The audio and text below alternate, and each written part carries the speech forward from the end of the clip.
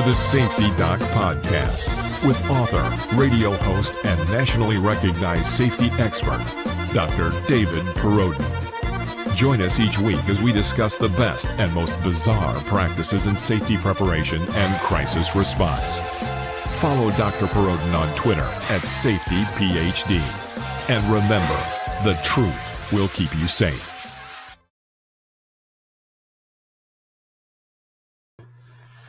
Hey everybody, it is your good friend Dr. David Perrodin from down here in a North Star recording studio. Welcome, welcome, welcome.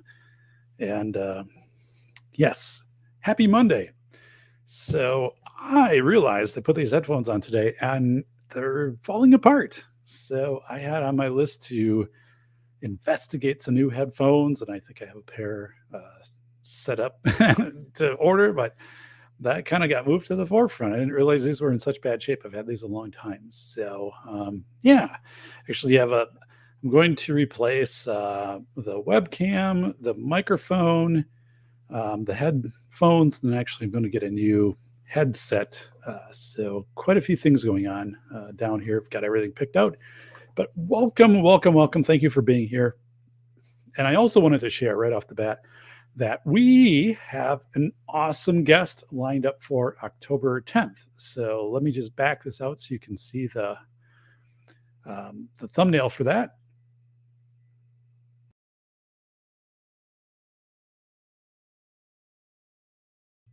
All right, Megan Usui is going to be our guest on October 10th, and she is a fitness professional in the greater Seattle, Washington area. And Megan is going to talk about what really motivates us to work out, right? And part of this is with my book, The Velocity of Information. I had a chapter in there of, back at the start of the pandemic, if we just would have had a fitness campaign, right? We know that fitness increases immunity. Immunity obviously would be a good thing during a pandemic. But what would that have looked like? Like what really motivates people? So I wrote about the actual campaign, but I didn't write about what motivates people, right? Would have been probably a good thing to have interviewed Megan like before I wrote the book, but I think this will be phenomenal. Megan is just outstanding, right? So she'll be our guest on October 10th. And it's fascinating, right? Depending upon your age, depending upon if you like exercising or trying to get fit with your family or trying to do something at work. So I am thrilled. So get that on your calendar. 2 weeks from today, Megan will be on the show. Also, Lisa Lene will be back on the show. She's our attorney friend from the greater Houston area. So Lisa and I were communicating today, and she is going to help us through an episode of the law of necessity. So, what that is, let's say, somebody is a child with autism wanders into a woods, but the woods is marked no trespassing. So you'd have to break the law to trespass to try to find the child. So this whole law of necessity, what does it mean?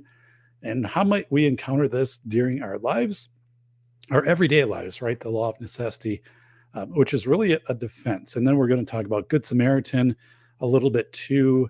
So our good friend, attorney Lisa Lene is going to help us out with that. And that will be in the next couple of weeks that she will be on the show. So two terrific guests on deck. So wow, this is great. So I wanted to share with you. We do have the. Let me see here, the safety cam. So, well, I need to mute. There we go. Safety cam has been muted. Bad safety cam.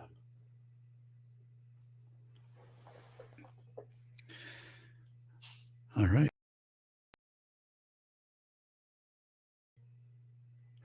Okay, let's make this work here. And there we go. And I'll switch this out. Okay, so there's a safety cam. All right, hey, safety cam. I'm going to move you a little bit here. So keep going. Safety cam almost wiped it out. So I guess that's pretty good for the safety cam. So our friend, the safety cam, is over here. So thank you, safety cam.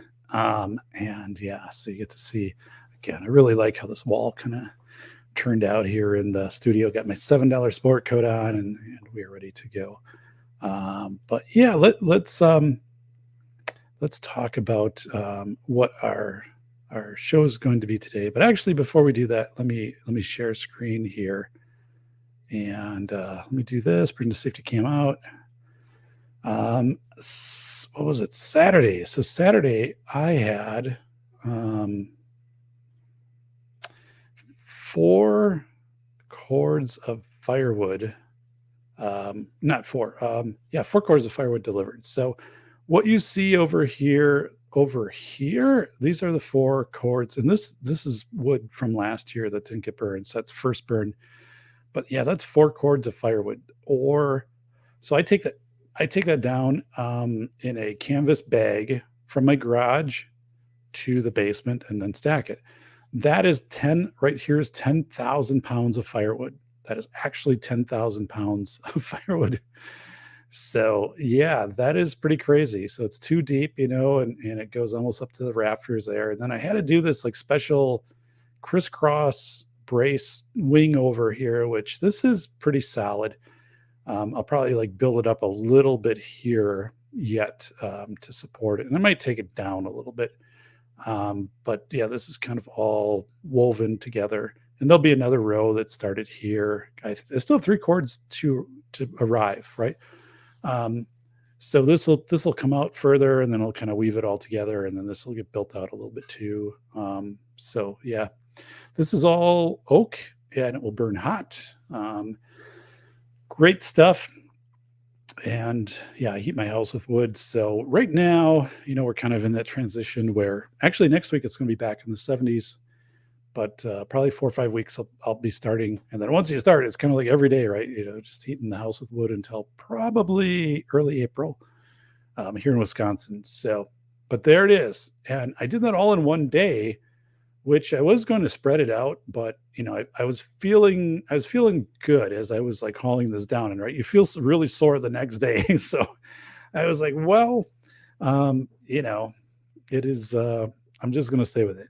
So let's see here the chat. Joe Morris is saying, hey, keep the bugs out of the basement deck. Yeah. So this wood supplier has been my go-to for about 10 years. And then I will burn most of that, if not all of that. Like all of this will be gone, and most of this will be gone.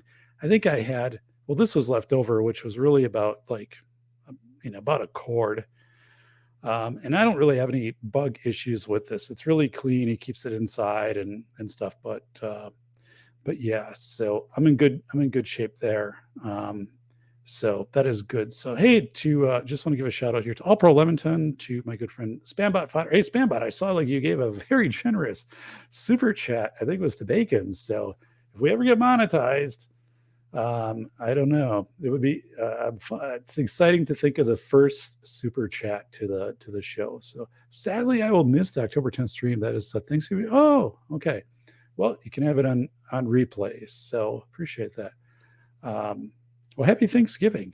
It's Misty Mrs. Wayne. Hey there. And let's see who else we got here. We got Ron Wayne, got Bolo, and Saltine Surfer. Bolo saying Super Pilosh mentioned your idea today about Kim's Game. Yeah, so I wrote about Kim's Game in my first book here, School of Airs.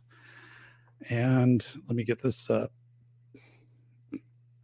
of there. So I wrote about this Kim's Game in School of Airs, which is a free and terrific way to increase situational awareness and memory skills. So this, again, if you haven't read it, right, or if you have read it, this book is $20, and please leave a review. We've been at 54 reviews for a long time, so leave a review. And also my other book here, The Velocity of Information. Yeah, that one's also kind of been at 21 reviews for a long time, so check it out. School of Airs is available in hard copy for like 30, paperback, I think 22, and then ebook, and then audiobook that I narrated for $10.99. And I got my first audiobook royalty payment today. So, oh my God, not a lot of money, but fun, like I wanted to do an audiobook, and that first royalty payment came in today. And then this book is available in hard copy, paperback, and ebook. April 12th, it'll be available in audio, which is already done. I just got to press a button, but it's kind of a contractual thing going on there. So yeah, 2 great books. Today, just let me tell you guys. So today I had a phone call with the head of school safety for a state. I'm not going to mention the state, but we've been in contact, kind of going back and forth. And I will say, like, this is a state that I think does school safety right. Is a nation leader, an exemplar, I would say. And so we've been in contact back and forth. And I wanted to set up a time when we could talk, and I could have a few questions ahead of time to say, like, tell me about this and this and this. But really great guy. The state is very progressive. So at some time I'll kind of get more into that. But right now, it's just really cool to have these connections, right? Where you can talk to, somebody who's in that type of position, right? And then I can get more information on what I'm doing for safety. But anyway, it was just really, really good call this morning. I also had a call with, Mike Dahl, which is the head of Wisconsin esports, helped me understand esports, or electronic gaming teams in schools. And that's growing here in my state. It's growing nationwide. And I think it's terrific. I'm very impressed with it. And I wanted to know more. Mike, made it, gave me some time to interview him. I'm going to have him on the show. I'm going to have him on the show at some time, but that'll probably be asynchronous, like a premiere. And I put together a 3-page document that I'm sharing in my university classes about esports, because I also think esports is a terrific way to involve students with disabilities in sports. And there's all this not crazy stuff, but crazy awesome stuff. Like you can go in Thingiverse and find adaptive controllers, if you have like mild neurological condition like cerebral palsy or something. Just is really, really terrific. What is being done with esports, and then the support for esports. So I'm glad I'm able to share that out in my classes. And so it's good stuff. So let's see here. Let me bring back the cam there. So whoa, we got this side cam. Whoa. Whoa. And guys, we also got this going on. So give a thumbs up here. There we go. We got it on the side, but let me do it over here. Like if you can give a thumbs up, you can share the show. If you can watch it, at a different time and stuff like that, it's all appreciated. That's the thumbs up there. So thank you very much. And we're like, wow, right? And we're all like all this stuff, like all celebrating. So I appreciate that. So let me give you an update. We are closing in on 4,000 watch hours, which is really awesome. So I'm excited about that. And, just very excited kind of overall here with what's happened with the channel. I dropped a YouTube short this week that got almost 6,000 views. It was my neighbors had a tree removed, and the grinding machine was over there. And that thing got almost 6,000 views. So yeah, it was pretty cool. So yeah, it's all good stuff. And, again, we've kind of stuck with this regular Monday show. So this will also come out in audio on Podbean. If you go to safetyphd.com, all of my stuff is out there. So yeah, that is really great stuff. So I already have the blog post written for this one. So let's go over here. The safety cam and primary cam are, oh my God, Spambot fodder, we got it, right? Because it was doing this weird reversed image thing for like the longest time. And my goodness, we've sussed that out. So believe it or not, Andrew's like, hey, I just got back from Sam's Club buying Mountain Dew. I'm down to like 2 bottles of Mountain Dew. I've got a lot of Pepsi, but I don't have a lot of Dew right now. So, yes, my rather generous super chat for the bacon on his stream is to help him obtain the various suggested single malts and related spirits I've recommended to him. So you were very generous to a bacon Spambot fodder. So yes. Hey, it's Vanessa Kitty. Hey, Vanessa, welcome. So yeah, I am, so today's show is going to focus on comfort animals, then also ADA animals. So I teach, aspiring superintendents, legal issue, courses, and then also aspiring special education directors. And this is an area that comes up in districts, right?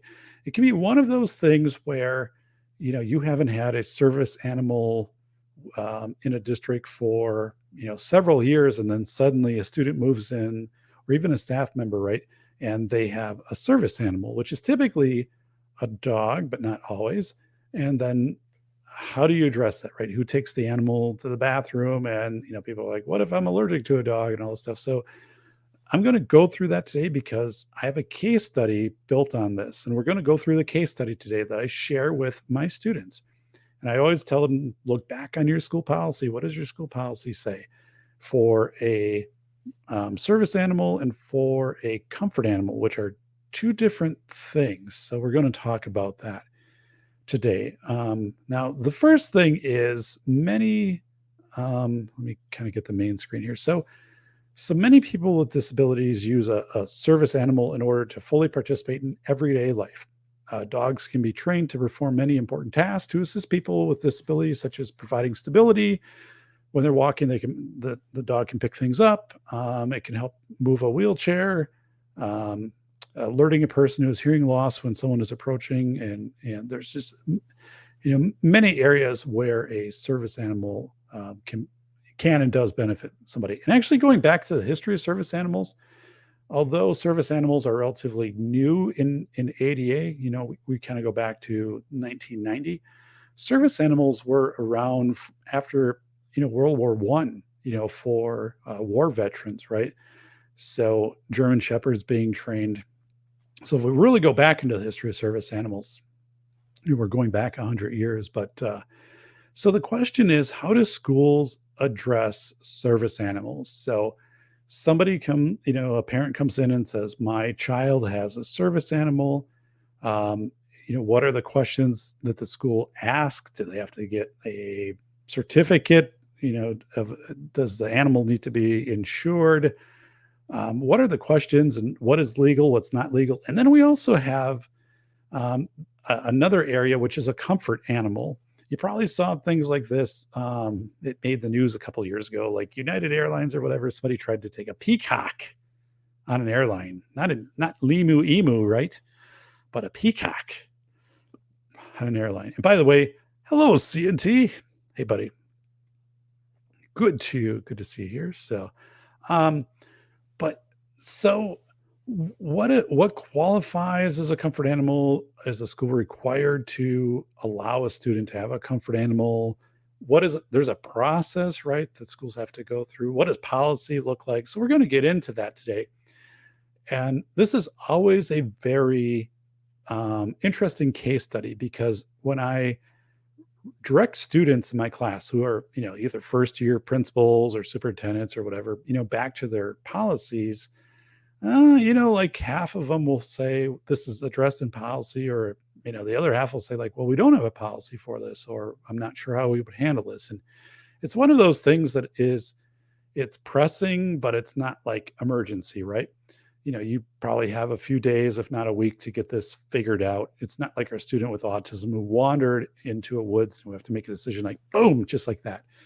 But you have to, if you don't have a policy in place, this gets very hard to navigate for schools. So it's good to have a policy in place. So let's talk about that first of all. Is it common to have a service animal in school? Not really. I've been, as a school administrator, it would be not every year, but, maybe every other year, every third year, there might be a service animal, which was typically a service dog that would be in school. So it wasn't that common. Actually, when I worked at the school for the blind, I expected that there would be a pretty high number of guide dogs, right, of service animals. And that wasn't the case at all. There wasn't one. And that kind of surprised me. But yeah, students are taught efficiency, or how to navigate right with their cane, and there wasn't a service animal in my entire time, which was like 4 years. We didn't have one service animal at the school for the blind, which is kind of like counterintuitive, right? I mean, you would think that would be if there were to be a service animal, right, there would be service animals at the school for the blind. But so what I'm going to do is we got two things we're going to talk about here. The first is a service animal. So service animal is identified and protected under the American with Disabilities Act, which is 1990, right? So somebody can come into any public setting, and usually any private setting, with an ADA animal. So an ADA animal, we'll get into that, exactly what that is in just a second. And so that's one part we're going to talk about, is an ADA, American with Disabilities Act animal, which a lot of people think of as like a guide dog, right? The other part we're going to get into is something which is newer, but something that is really expanding quickly. And this is the whole emotional support animal, or ESA area, to the point where airlines have come out and made statements of ESAs. And airlines after, I think, the peacock, right? Someone tried to bring a peacock on a plane. So I'm not sure a peacock is like the friendliest animal to have around you, but you know, the airlines collectively kind of came together with ESA, as far as like having people submit ahead of time to the airlines, and then there's some determination they make. But yeah, so ESAs in schools are growing significantly. And I'm not going to, really say like this is good or bad. I'm just going to tell you what is happening. And that's, 20 years ago, a service animal. So 20 years ago, you might have seen somebody bring in a dog, right, to school, where for maybe half a day or something, where the dog was there for, would visit classrooms, and anybody could pet the dog and stuff like that. So kind of like this global emotional support animal, not assigned to one person. What's happened to today, if we were just to go, what is an emotional support animal today? There are things from chickens to flying sugar gliders to snakes. Snakes are a pretty common one. Believe it or not, yeah, snakes are pretty common. Chickens, rabbits, it can kind of go down the line, but those are kind of some of your more prevalent emotional support animals, and those aren't necessarily like just for a school, right? We don't have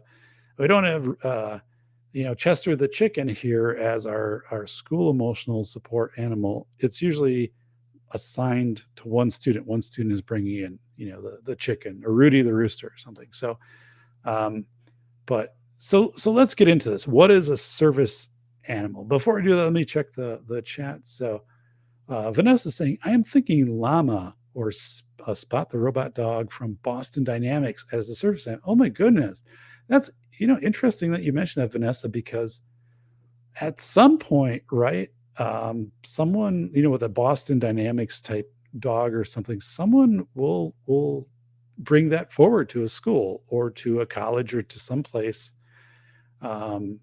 as a service animal, right? Or as not a service animal, but providing emotional support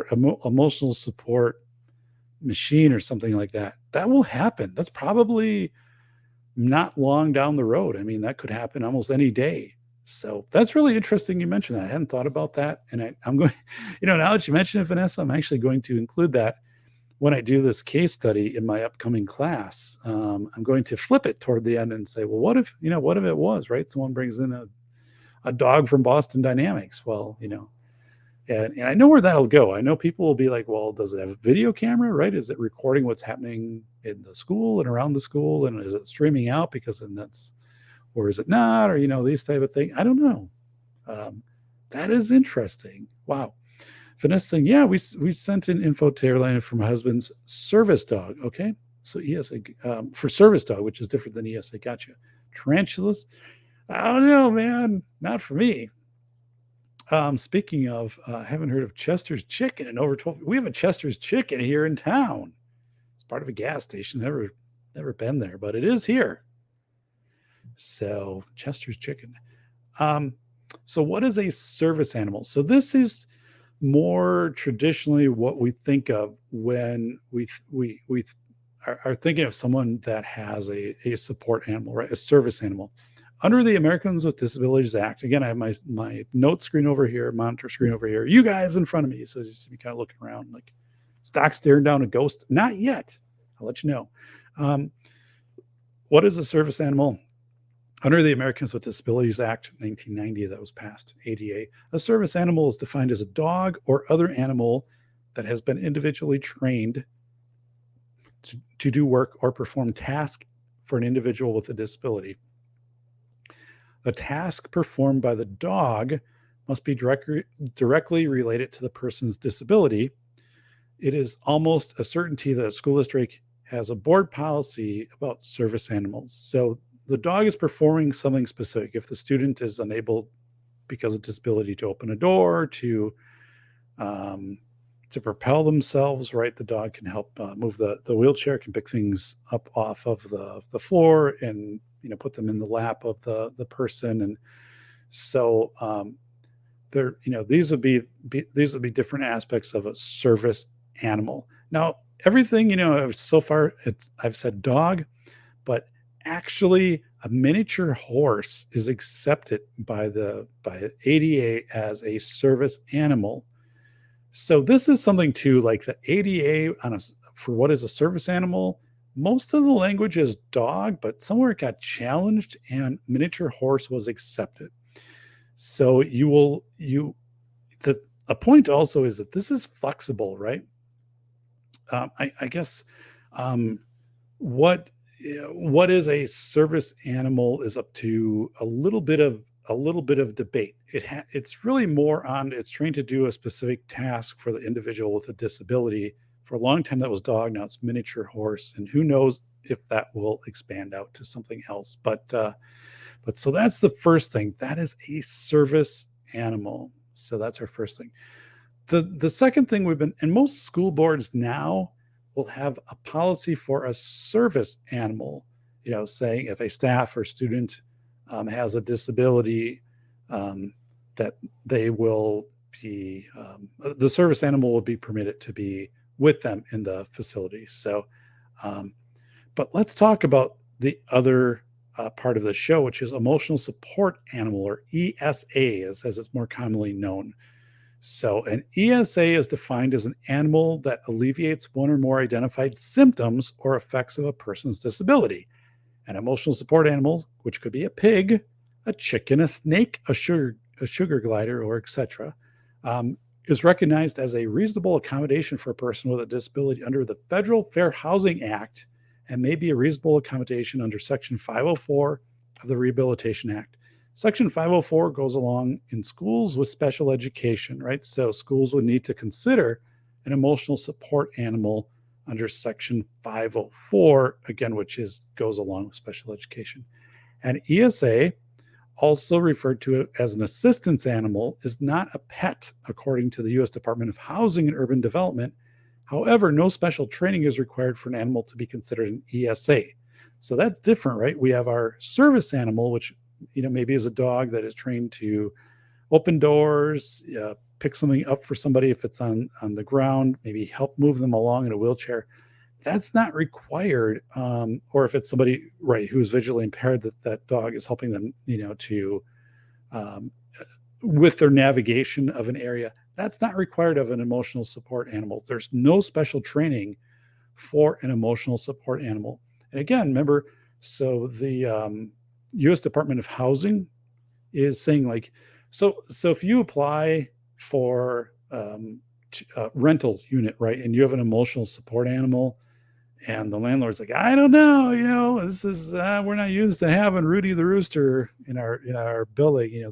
They could challenge that under the U.S. Department of Housing and say, this is a emotional support animal, and it would probably be pretty hard for the landlord to challenge that, the way that the legislations and the ruling has gone down under the Fair Housing Act. So, but if you have an emotional support animal, it doesn't need any training. It doesn't need to do anything special for the individual. So I guess it is, you're claiming it's benefiting the individual, but there's no special training required. What is necessary is that the person with the ESA has a disability and the ESA mitigates the impact of the disability. So that probably clarifies what I just said previously. So if you're saying, my child has anxiety, right? And this service animal like Peggy the Comfort Pig mitigates the impact of the anxiety, which is a medical diagnosis, decreases the number of manic episodes of anxiety or something, that can probably be measurable, right? That then this ESA, right, is mitigating the impact of a disability. So one thing too, in schools are pretty thorough with ESA or with ADA animals, like a service animal, which would be a dog, or even a miniature horse. I never seen a miniature horse as a service animal, by the way, but board policy is very inconsistent for emotional support animals, very inconsistent. Some districts have nothing at all. So we go through this in my classes, right? What do you have? And so that is less precise in districts. And what we do in class, right, is say, if you don't have a policy, you should, work, look at districts that have a policy and decide where you want to go with that, because it's probably just a matter of time. And again, you don't want to craft a policy in response to somebody who wants to bring an ESA into your building. So let's go. So we have two things that we've kind of talked about already. So one is that we have a service animal. So a service animal is under the Americans with Disabilities Act, which is 1990. It's trained, right, to specifically do things for the person with a disability. Maybe, again, you can think of a guide dog, maybe in that aspect, or if it's somebody in a wheelchair where this dog can, reach down and get things or carry a backpack or whatever it is, there's a function there, that a task that is being performed. And because the person has a disability, they can't perform that task. And ESA is meant to mitigate the effects of a disability. And this is, again, ESA is emotional. So right there, a lot of ESAs are, you'll see the diagnosis of anxiety will be very prevalent, maybe, depression, things like that. So the ESA will be more along that line. And ESA isn't necessarily trained to do any specific task. It's just having the ESA present is mitigating the person's anxiety, depression, or other emotional need. So those are two different things. So how do you know? So if you're a school district, right? Everybody asks this question. They're like, you're a school district, and somebody moves in here, and they're like, hey, like we have, our child utilizes a service animal, right? So what are the questions that you can ask as a school to get more information, to either like authenticate that is actually a service dog and just not the family pet? What can you ask? Is there a certain level of training materials, insurance, and all of this stuff? So here are the two questions that you can ask under the Americans with Disabilities Act. So the first thing is the dog or service animal a service animal because of a disability? So that's one thing. You're saying, do you have this because of a disability? That's your first question that you're allowed to ask. And if the person says yes, I have this, the dog is here because I have a disability, right? The second question you can ask is, what work or task does that dog or service animal, what have they been trained to perform? Is it to, guide you into certain areas? Is it to, again, open doors? Is it to carry a backpack? Is it to, what is it, right? So those are the two questions. Again, so this kind of gets narrow, right? Because people come in and they say, well, we need to have proof of that the animal's been trained. Like, so but you can't ask that, right? You can't, well, you can ask it, I guess, but you're not supposed to ask it. And if a parent doesn't provide that, or a guardian to you, that doesn't give you the right then to say, no, this animal can't be here. So the two questions that you can legally ask is let's say the service animal, right? Typically a dog, required because of a disability. Okay. If the answer is yes, then you say, what work or task has that service animal been trained to perform? So those are your two questions. If either of those responses are no, it's not because of a disability or it's not been specifically trained, then the animal is permitted only as an emotional support animal, right? So this is where it gets into kind of a murky area with schools. If a school district comes out and says, we are, you're saying this is a service dog, and we're asking you for, either it's like rabies shots records, or we're asking you for where it was trained and what kind of training it went through. If, the parent can provide that, but under ADA law, they're not required to, prove that to you. They have to make these two statements. Districts can kind of press this, and I've seen districts do that where they'll press it a little bit. But if a parent was to press back, ADA is definitely on the side of the parents with this case. So this is like, how do you? So there is this question, that comes up frequently. Well, Dave, how do we know that this isn't just like the family dog that the kid likes and it's here? And they said, well, it's, it went through a training program, and it's, it helps the child with, guiding them around the school or whatever it is. I'm like, well, so they're tough calls, right? Because the way the ADA is, you can only go so far with your line of inquiry. If you go any deeper than that, I'd say that child, the dog can't be here unless he shows you has its shots and all of that type of stuff. It's rabies, and that's not going to fly. So, so let me go over here to the chat. So it is right here. So Misty, Mrs. Wayne, we have a pet parakeet. All right. So parakeet, right? Which would be possibly, if it was to come to a school, ESA, right? If a student brought a parakeet, and they'd have to have some,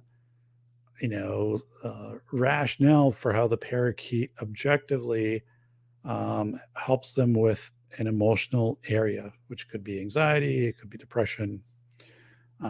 Wouldn't be a service animal, right? The parakeet isn't able to do anything for that student, right? But that would be an ESA consideration. Bond them from hatching. So, whoa, badger emotional support. Oh my goodness. Don't get a honey badger. Oh my goodness.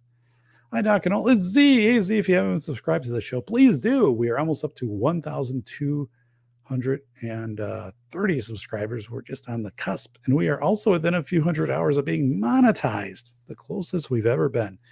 So exciting stuff. Rabies tags on the doggy. So it says Vanessa. So Vanessa is going to have a badger. So All Pro Lemon Town, definitely gaining more respect for superintendents from these streams. It's way more involved than I knew. A lot of executive decisions. Yeah. So superintendents and also like directors of special education. This never goes before a board. A board of education doesn't make these determinations. It's a SUP or a director of special education who has to make this call. And it's much more complicated. Let me tell you where I was at maybe 2 years ago, right? I used variants of this case study. We're going to go through Peggy the Comfort Pig for 10 years, right?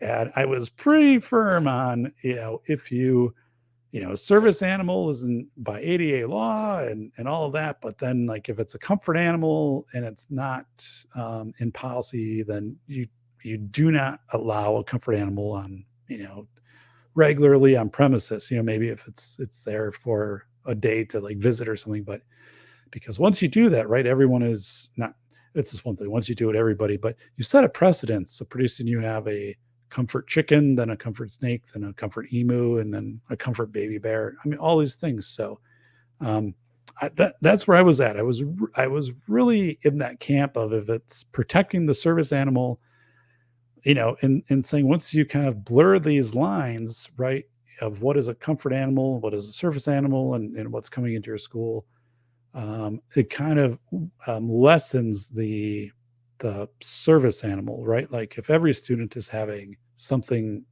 which is a gross generalization, right? I have since changed that position. I think 2 years ago, one of my aspiring superintendents was saying, "Well, I have a comfort animal," and this was a superintendent who was for PTSD, right? Had served in our military, and showed me the policy and some things like that, and I changed my position, like, during class, and I said, "You know what? Um, I still think, of course, it's case by case on this, but I'm changing. I'm pivoting. I'm more informed right now, right?" And um, but anyway, I used to be like, oh, if it's a service animal, comfort animal, you really have a high barrier to kind of prove that to me, and that really wasn't very supported in policy. But I'm much more open minded now. So, oh my goodness, Vanessa saying service animal parrot, teach out to badmouth others asking questions. Holy smokes. So, just as an aside, so Vanessa, one time I had a situation, this was years ago, but there was a student who used an augmentative communication device, AAC, right? So it's a device which would basically be the voice of the student. It had program phrases and things like that. And I don't know if it was a student's family or whatever, but somehow this thing got programmed with a curse phrase, right? And the question was, so the student was like a seventh grader, right? So they could press like the button and it would, like, say, like, I don't know, what blankety blank is going on or whatever. And the question of the school was like, well, should we remove this from the device? And the parents were like, no, because the student makes a choice whether to use this or not. And it's very appropriate at seventh grade for students to use curse language, right? So if they use it, it's a consequence, right? If it's, I guess, outside of a setting where they're hanging out outside with their peers or whatever, but if it's like in the classroom so it was this weird thing, because it was the first time I ever had to work with that. People were coming in and saying, no, we need to kind of curate the language options that are available for the student. And the parents were saying, no, this should be available for them, and they know the circumstances. And it was pretty interesting. But so this question comes up, like, who takes the service animal out, right? That plan needs to be put together, but it can't prohibit the service animal from coming in. I think this comes in with emotional support animals. I would have this concern a little bit more, of whose responsibility is it for an emotional support animal to also make sure that it can go to the bathroom, right? Not as well laid out. So if they ever successfully cloned a woolly mammoth, I'd go with that. Ron Wayne as a service animal or emotional support. So oh no, a bad mouth computer voice. So that was like 15 years ago, and it was also when computer voices were very robotic. And I just remember this meeting, right? And I think ultimately my position on this was, well, I mean, the child can make a choice to use this or not. So I guess if it's on there, but we also, if the child has 300 phrases, we don't want 100 to be, curse oriented, right? So, but yeah, there were some teachers though that were very adamant of absolutely not. It's crazy. So that was the first. That actually would be an interesting case study to. I don't think I would bring it up in either of these classes because it doesn't go deep enough, but that would be an interesting case study for like a book. Like, what would you do? How would you evaluate that? Because again, the parents' argument was the child can, was a seventh grader, right? He can decide to use this or not. And it's very age appropriate for his peers. Like, they probably would make a choice to use this or not. So, but yeah. So it's Ron Wayne. It's Toy Town.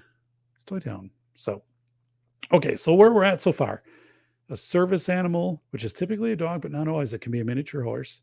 That's required under the Americans with Disabilities Act. Require that you allow that into a school, right, or into other settings. And then we have emotional support animal, and that really is supported by the Housing Act, the Fair Housing Act, and then also Section 504, which is part of special education. So, in that regard, an emotional support animal again doesn't need special training. It's just like it's Peggy the Comfort Pig, right? If I have the pig with me and I'm holding the pig, the child is calmer, right? The child is, that, or if yeah, the child has fewer emotional outbursts, or if there's some other objective thing, like, when the child has their comfort pig or snake with them, they have fewer seizures. Like if there's something objectively with that, it's a pretty uphill argument for a school to say, well, we're not going to allow that, right? So let's get into a couple things here. So you cannot. So if a student comes to school with a service dog, right, or what they're saying is a service dog. So what you can ask, right, two questions: Is the dog required because of this? Does the child have a disability? So, which you're probably going to know anyway, because the student would be eligible for special education services or related services. Probably would know that. But the second part is there a specific work or task that this animal performs? You cannot, however, say, oh, the child, can open the door, or, put the child's backpack in, their locker or something.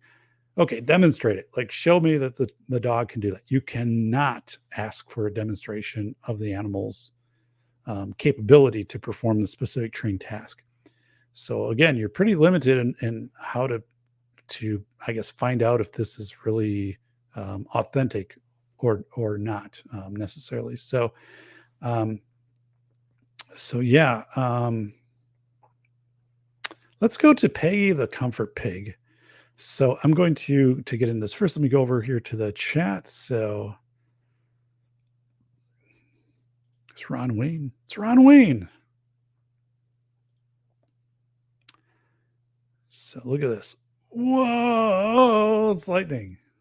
By the way, our neighbors had their two trees cut down. I don't know if I shared that in the last podcast. I don't know if that had happened, but the one was like right between our house and their house, and so but I feel better, because in a big windstorm or just storm, like that would have been bad news had that either of those trees fallen. But so schools have to make this decision on service animals, and it is complicated, right? Because you can only go so far with your questioning, and this whole thought of, you can see, I see districts create policies. This is where things get a little wonky. So let's go here to a policy. This is a policy from a school in Utah, Juab School District. So this is actually from 96, but it's still their current policy, which, if you have a policy that's more than 5 years old, that's probably not a good thing. Like, you should be reviewing your policies and updating them every 5 years. But so let's do this. Let's go over here and, oh, look at this here. Whoa, it's a side cam. It's a safety cam. Say safety cam. But let's get out of the safety cam here. Let's do share screen. So I'm going to bring up a policy that a school has. And here we go. Okay, so I need to do this and to make this bigger. So again, this is a school district in Utah. This is currently on their website. So policy for service animals on school premises. Now, one of the first things here is, like, again, any policy just in general in a school should be updated every 5 years. So, it's kind of, this policy should be revisited. But anyway, animals permitted only pursuant to this policy. Service animal is a dog that's individually trained, but the law actually says dog or miniature horse, so this should be updated. The work or task performed by the animal must be directly related to the person's disability, and do not include providing emotional support, well-being, comfort, or companionship. So service animal. Disability identified by ADA, idea that's special education, or Section 504. 504, for example, would be student does not require special education, but you would need a ramp to get into a school, or accommodation in a lunch line, or something that somebody to carry a tray or something. If but there isn't any therapy that's being provided. Direct threat is a significant risk to the health or safety of others that cannot be eliminated by a modification of policies. I don't know where this all of a sudden came from. Direct threat. Emotional support animal is a domesticated animal other than a non-human primate that is individually necessary for the emotional support, well-being, comfort, or companionship of an individual with a disability. The task performed by the animal must be directly related to the individual's disability. So basically saying emotional support animal can't be your best friend coming to school with you, but domestic, I don't know. This is a little bit old. Like this is, and if you're this district, you got to be updating this. General standards regarding animals serving individuals with disabilities. We went into that. Service animals. So let's see here. The use of service animals by individuals with disabilities shall be allowed on all portions of school premises where the individual would be permitted as a member of the public, an employer, or student, as applicable, subject to the following. The individual may be required to remove the animal if the animal's out of control. Okay, so then you could have the guide dog there. The animal's out of control and the handler doesn't take effective action to control it. The animal's not properly housebroken. The school is not responsible for the care or supervision of the animal. So this is an interesting one, because, so how do you work with feeding the animal? Like if a guide dog is in school, how do you do that? Or getting the animal out into an area where they can use the bathroom, right? So this is a little strict. The school would be responsible. This isn't really accurate, right? The school would be responsible for assigning somebody, probably, unless the person with a disability was able to do this, to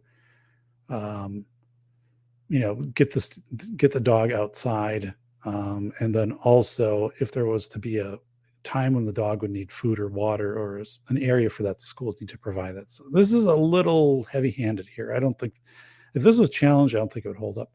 The animal must be under the control of the handler. This means leash, tether, voice signals. Yeah. So, and the school could observe and document that, right? That would be pretty rare with a service animal, but if you had a situation with that could be a reason not to have that service animal in the school. Except in circumstances where the animal's training and function is immediately apparent, the school may ask, one, if the animal is required. Remember these two questions, right? If the animal is required because of a disability and what work the animal is able to perform, the school can't ask for basically to demonstrate that, and they can't ask for documentation that the animal's trained, right? So this is where people usually, this is what I would say is the slip up, right? This is probably the first mistake schools make with service animals, is they say, shows documentation that the animal's been trained. Well, what does that really look like? And you're not required to do that. And so that's the first thing. And the second thing is like, show us its vaccination, or, those type of, I guess, vet records, which again, you're not required to do. So those are usually the first two things that just kind of instinctively come to mind in a school. And usually I would say parents provide those to the school. They will give that information because they typically have it right in they're working in the best interest of their child, and they'll say, here it is. But for a school to look and say, well, there isn't a single program that a service dog goes through, right, that gets a national certification or something like that, or state certifications. So these would be, the inter-rater reliability on these would be inconsistent. So, and then, like, you can't say, well, you have to show that you have insurance for the dog, or the vet stuff or whatever. So so this says the school shall not impose any fee or charge regarding service animals' presence. However, in instances where individuals may be charged for damage to school property, may be made for damage. So I guess if the animal was, chewed up a chair or something like that, they could be, the person could be charged for the damage for that. Pretty rare that would happen. So let's go through this policy a little bit more, then I'll come back to the chat. So again, this is a school district in Utah. This is currently what they have on their website for their policy. Service animals in training, that's pretty, you'll see that quite a bit. And usually service animals in training, the animal wears something that says, I'm a service animal in training, like don't, pet me or interact with me. Now, if you have a guide dog, right, a service animal, you cannot you cannot require that student or that staff member to, okay, here's the dog. Could you have the dog wear some kind of sign that says like guide dog or service dog? That's not allowed. That's not allowed. Miniature horses. Okay, here we go. Whoa, I got the chat here. So miniature horses. The district shall make reasonable modifications to policies, practices, or procedures to permit the use of a miniature horse by an individual with a disability. The horse has been individually trained to do work or perform task for the individual with the disability, subject to the requirements and standards relating to service animals outlined above, and determining whether the district's policies, practices, or procedures can be reasonably modified to permit this use. The school shall consider 1, the type, size, and weight of the horse, whether the handler has sufficient control of the horse, whether the horse is housebroken, and whether the horse's presence in the school compromises legitimate safety requirements necessary for school operation. So, whoa. All right. So let me kind of pause right there. So here's what schools should do, right? If they have, okay, for one, if a service animal is accompanying a student, right? Like a guide dog, that is pretty much a Nike for a district, just do it, right? Now, if it is emotional, and even in that case, it pays to ask what the animal does for the student. You're able to do that, right? But you can't ask the animal to demonstrate that. It could be that a staff member could do that for a student, right? It could be that other classmates could do that for a student. If it's opening doors or whatever it might be, there could be things that the school could provide without a service animal there. But typically, if you have an ADA approved service animal or ADA service animal, it's going to be with you in school. So the question you ask again, with the schools, like, what function does this provide? And, you might find again that it's something that the school can provide without having the service animal there, but that would be an option. Then you present to the parent saying, we can do this without the service animal here. But if the parent says, we want the service animal there, service animal is going to be in your school. Miniature horsing kind of gets interesting because, the type, size, and weight of the miniature horse, like who's going to figure that out, right? So there are actually like measurements, like the horse is above like 42 inches tall or something like that. This gets really intense. Who's going to measure the horse? What if the horse was hauling firewood, or just say it's kind of slouching down, and the horse, or what if whatever here, horse is wearing, Nikes, so it's got an extra 2 inches of height on it. I don't know, but these things get really finite, right? This will be really challenging for a district to minutely get down, and you're measuring this horse, right? So anyway, let's go to emotional support animals. The use of an emotional support animal or comfort animal. So this is newer, right? We probably didn't hear about this 20 years ago. I didn't hear about this 20 years ago, and it's become much more prevalent in society, and especially in schools. Use of emotional support animal, or ESA, is considered a request for a reasonable accommodation under the ADA, American with Disabilities Act 1990, or Section 504, which goes along with special education, although special education is IDEA. But so that's where this comes in. So there are some legal parameters to this. Such a request must be supported by recent, what is recent, right? Reliable, objective medical documentation. So I'm not sure what that really means, but this is something where, a student comes in, right? And they have a note from their doctor saying, since the student, started to have Peggy the Comfort Pig, they have fewer episodes of, anxiety, right? Or, you could go objectively, like, or seizures or something like that. But, whatever it is, like some documentation, and that just might be a doctor's note. I mean, you don't know what that's going to be. In addition, documentation may be required to address legitimate safety requirements necessary for the safe operation of the school's programs, services, or activities. But what does that really mean, right? That's going to be a difficult one to do, right? Like, I saw somebody try to do this with a sugar glider once, and a sugar glider it's like a flying squirrel. So, you can look it up on the internet, a sugar glider.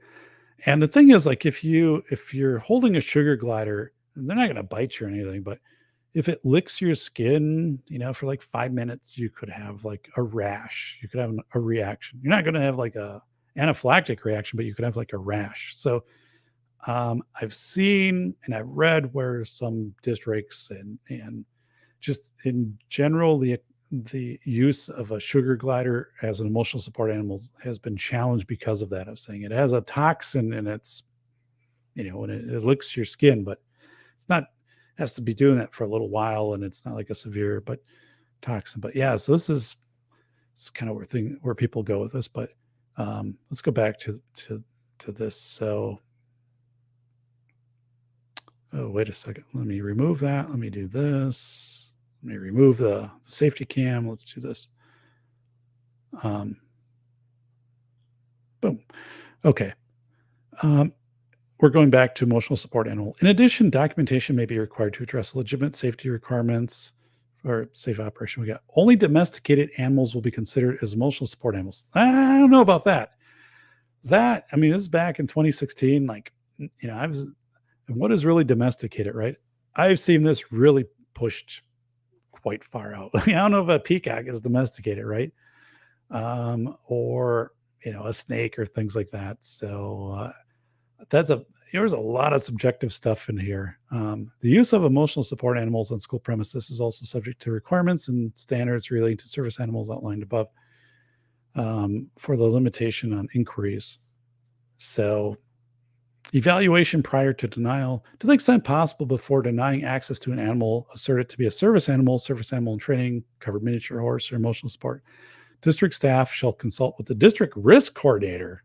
Holy smokes. And the risk coordinator shall consult with state risk management. Oh my God. And as needed, the district legal counsel. Holy smokes. If consultation is not possible, district staff shall make the access determination based on this policy and shall thereafter consult. Whoa, so no one knows what basically this paragraph says. We're just going to call our district attorney and it's going to give an opinion on this, right? Holy smokes. Wow. I don't know who the district risk coordinator is. And they're checking out Rudy the Rooster here. And so you have a district risk coordinator and a risk coordinator and a state risk management person and your district legal counsel. So you got 4 people here. This is just wild. A district risk coordinator. All right. These are positions I'm not familiar with, and a risk coordinator. And then you have a state risk management person and then district legal counsel. Interesting. Questions about the application of this policy to specific circumstances or request requiring special consideration shall be directed to the district risk coordinator, district personnel responsible for compliance with the law to individuals with disabilities. So, whoa. Yikes. So again, this is a school district in Utah, last updated here in 2016. So what are your reactions, folks? What are your reactions to this policy? Let me know in the chat what you think about this. We went through it, right? And what do you think about this? If, you were right, you're working in the district, or you have a child that's coming into the district with a comfort animal or whatever. Like, what do you think about this policy, right? Um, so, and maybe give you my thoughts on it here in a second. So let's look over here. So, how many horses are housebroken? I don't know, Vanessa. I don't know. Wasn't Mr. Ed, I think, was housebroken. So this is, and I say this because I genuinely, acting in the best interest of students, and I think that's right. You're using discretion, acting in the best interest. I think these get so conditional, these statements, that, like this one, you got to consult with 4 people that seem risk manager, regional risk manager. And these policies are ultimately kind of just going to funnel into the district's legal counsel to either say yes or no on this. But yeah, to me, this is pretty complicated stuff. I've got another one we'll go through just so we can kind of compare and contrast. So, CNT saying, my wife had a doe deer that was housebroken when she was 17. Wow. So Vanessa saying bunnies used to or trained to use the cat litter box. So that could be argued, right? Under emotional support animal, you wouldn't be able to argue that under service animal, because the bunnies wouldn't be performing a task for the person. But under emotional support, if someone, again, is holding that bunny and or the presence of the bunny is measurable in mitigating some emotional condition that the person has, right? That would largely be eligible under ESA.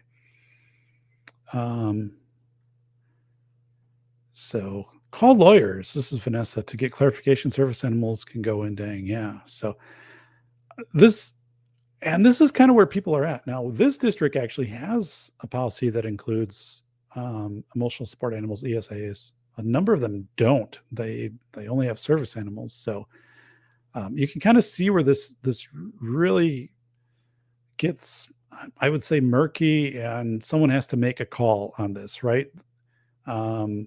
And this policy clearly steers it to the district attorney. I mean, to whoever is representing the district, their counsel. 100% basically, this policy just says we're going to ask our school lawyer. So before I go any further in that, so as a school, one thing you can never do, and I point this out with my students, one thing you can never do is just say, a parent calls you up, right, and says, my child, right, is going to come to school with a service animal or emotional support animal, either one of those, right? Let's say move to your district. If you just respond no, right, to that, especially like kind of comfort, emotional support animal, ESA, if you just say no, and the parent challenges that to like the Department of Public Instruction or to, Office of Civil Rights, your school would be found non-compliant, because your school would be found as making a determination without considering the individual's needs, right? If you just say, well, our policy says no, or we just say no, you wouldn't be able to show that you had met to, try to understand the purpose of this animal and how the animal allegedly, right, might mitigate emotional disabilities of the emotional related type disabilities of the child. You have to have a clear process to consider. So, as I point out with my aspiring school leaders, one thing you have to do, right, is and as I respond back in writing, if this is brought to you, and say, let's meet to talk about what, so I can understand this more, like as usually a superintendent's not going to do this. It's going to be a special education director or principal or something like that. So we can understand, if the child has a disability, and then also what activities or specific task this animal provides, or mitigates, right? Either supports if it's service animal or if it's emotional support, how it mitigates the emotional needs, right, of the student. So a letter that says, let's sit down, let's have a meeting, let's talk about this. And sometimes, like, you might find out that, what does this animal provide, especially like a emotional support animal, and you're saying, well, maybe there's other ways we can provide this without the animal being here in school, right? Maybe there's other things like that staff can do for this. So we'll get into that a little bit in the Peggy case study, but you cannot just say no. You cannot just respond and say no, like, we've reviewed our policy or whatever.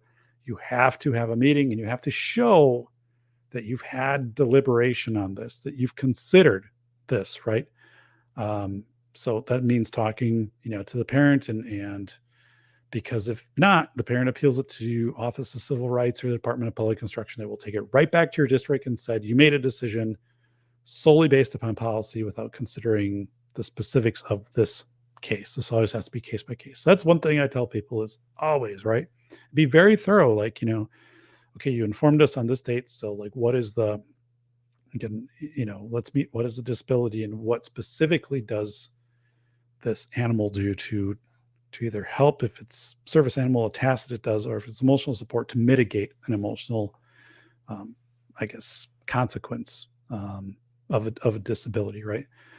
So that's kind of early on. People make that mistake, is they just will be like, our policy says no, so we just sent you a letter no, and that will get you a call from your Department of Public Instruction or a visit from OCR if you do that. So just straight up telling people, that's not your response.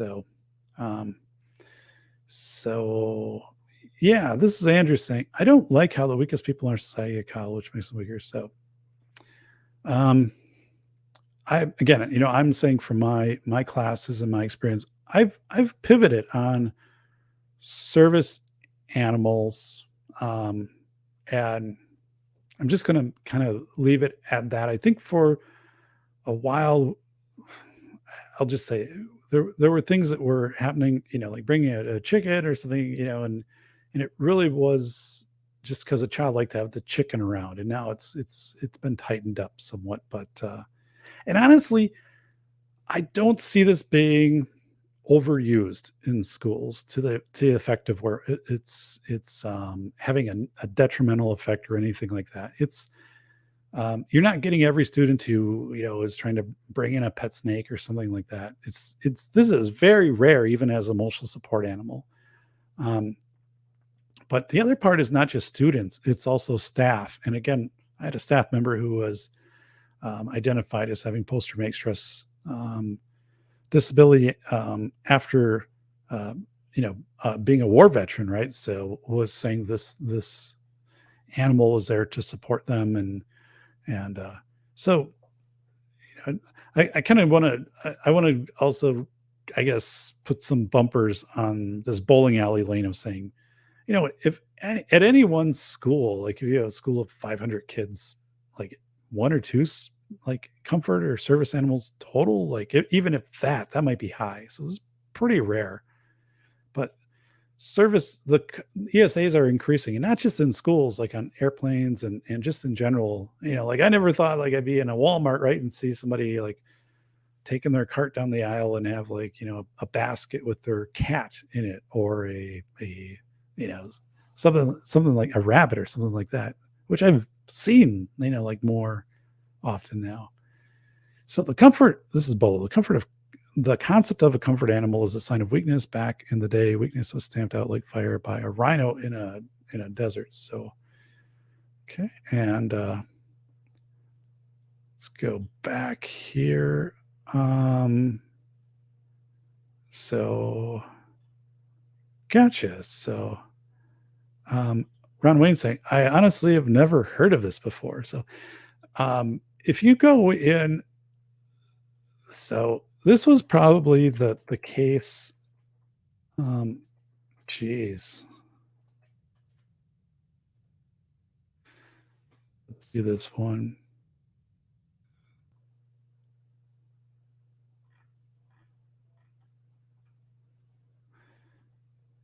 So I'm going to bring in the an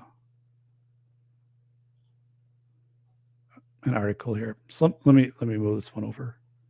Get the banner off of there. Sorry. Jeez, I don't want to register for this. Okay, this is the BBC. Dun-dun-dun. Wow, look at this refinance. Emotional support peacock barred from United Airlines plane. This is back in January of 2018. So there it is. It's like, I fly United. I'm flying United, says this peacock. So, oh my God, this is not what I wanted here. Go back over here. There we go. So there's peacock. It's saying, hello, Bacon. Right? That's what it's saying. Hello, Bacon. Hi, Bolo. Hi, Ron Wayne. So this is a big thing here. So a female traveler was recently banned from taking a large emotional support animal on United Airlines. So there was a lot to do with this. She offered to buy the bird its own plane ticket. There it is. So nonetheless, the airline refused to let the bird on the plane. And yeah, so again, there it is. And so there is this whole process now of, there was a process, but it's getting even more defined with airlines of registering an emotional support animal ahead of time. And yeah, so here it says in 2014, a woman was escorted off a U.S. Airways flight when her pig named Hobie defecated and squealed before the plane took off. So,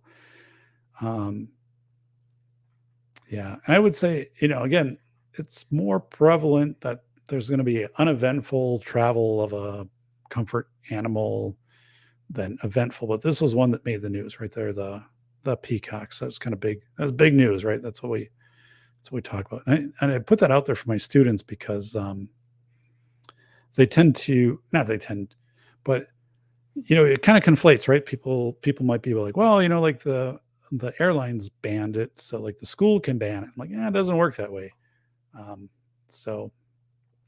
But anyway, there's the peacock. So let's go over here to emotional support animals. So just a summary first, where we're at. So we have an ADA animal, Americans with Disabilities Act, and that typically would be what people would think of as like a guide dog, right? For someone who might be visually impaired. Just that might be what people first think of. Now, guide dogs for that purpose were actually introduced about 100 years ago after World War I, but it was in 1990 the ADA put it into law where, the person has the right to have the dog present with them in the settings that they normally would have access to, right? So we have ADA, and that is an animal that is there because you have a disability, right? You have this animal. The second is it performs specific task for you. And then we have emotional support animal, which is newer, and that's expanding, that's growing. We have less ADA animals in my observations. And as I talk to students, right, we have it's very rare to have a student ever raise their hand and say, we have a guide dog or guide horse in our school, right? That is just uncommon for people to say that. Now, if you ask, do you have an emotional support animal with a student? Like, that's more common. And so, yeah, that is coming up. So let me go over here to some of the different types of emotional support animals.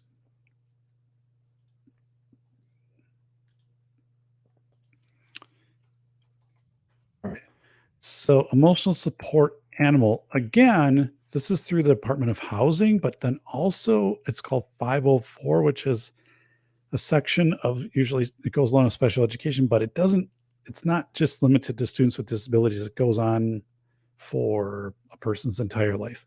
504 is access. Think of like, if you need, if in order to enter a building, you would need a ramp to get into the building. You have a wheelchair, you can't get up the stairs. The ramp would be the ADA access. ADA isn't therapy, it's access to things. If you needed something available in Braille to you, that's ADA, right? So But let's go to types of emotional support animals. So you can have just a dog, like we have a service dog, but you could have a dog, right? Cats, ferrets, snakes, rabbits, horses, pigs, hedgehogs, and it continues. So these are some of the emotional support animals. Now, this is an interesting one here. So this is the ESA Registration of America Emotional Support Animal.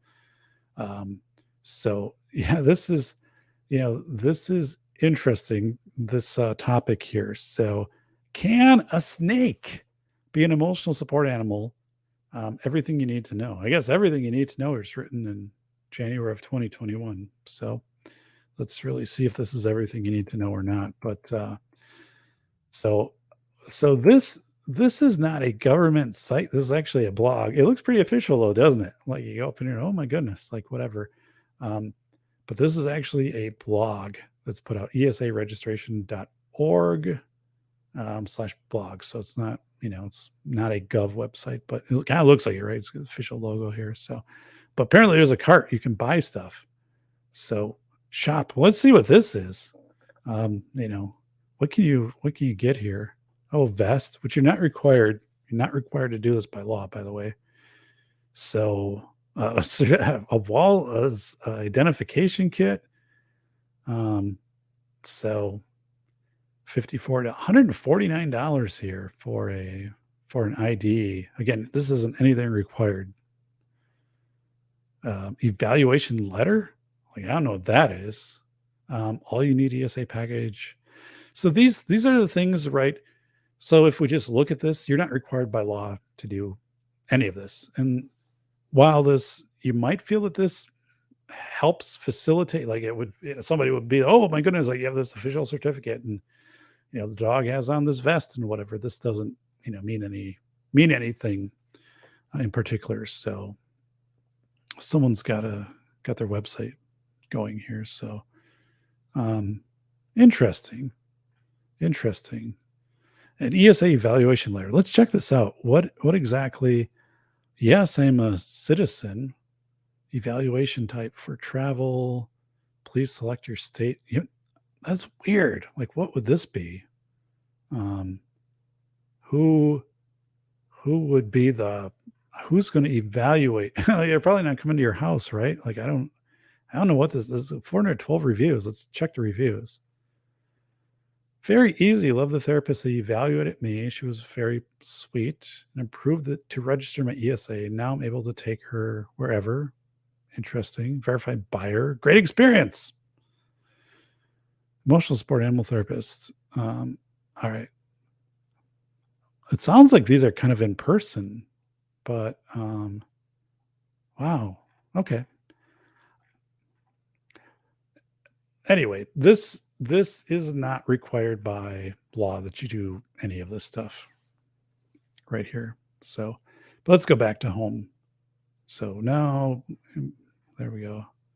Let's go back to the snake thing, man. That's where I want to go. Can a snake be an emotional support animal? What I hear from students, right? And let's get the safety cam out of here. What I hear from students is, and these are principals and superintendents, like snakes seem to be pretty common. So if you end up having a support animal in a school, if it's not a dog, like there's a pretty high chance it's probably a snake. That seems to be growing in popularity. So one of the things here is, do snakes qualify? And they're like, yeah, people get confused about them. Do snakes help with anxiety? Yes, snakes help. Well, right. I guess it wouldn't help with my anxiety if you had a snake, so, but yeah, okay. And here they're saying the benefits of emotional support snakes. They're hypoallergenic, they're odorless, they're easy to care for, and how you get your snake registered. And so again, these are decisions a district would need to make, but snakes seem to come up more in discussion now. Like if I have a class of 10 students, for example, it's almost a guarantee that someone has had an experience with an emotional support snake in a district somewhere along the line, like that they've worked. They're like, oh yeah, it was, whatever. And so that kind of comes up. So but yes, again, technically, yeah. Here, chicken therapy animals, an overview guide. chicken therapy animals. So the calming effect of therapy chickens. Again, this is from the website. I knew a district, right? I that had a chicken with like a kindergartner. Chickens are the secret weapon of therapy animals. I didn't know that. Here are just some of the many positives. Chickens are calming. Chickens encourage you to go out to the fresh air. So the question you'd have as a district, like as somebody in a district of saying, well, what else can we do that might be calming for this child, right? Chickens encourage you to get out in the fresh air. Well, right, the child would have access to being outside and things like, sensory benefits, the feel, smell, and sound of chickens, assails the senses. I mean, it's a pretty subjective statement there, but simple companionship. I don't know. Maybe it's just me, but I mean, so this is quite a leap of a statement, to say it's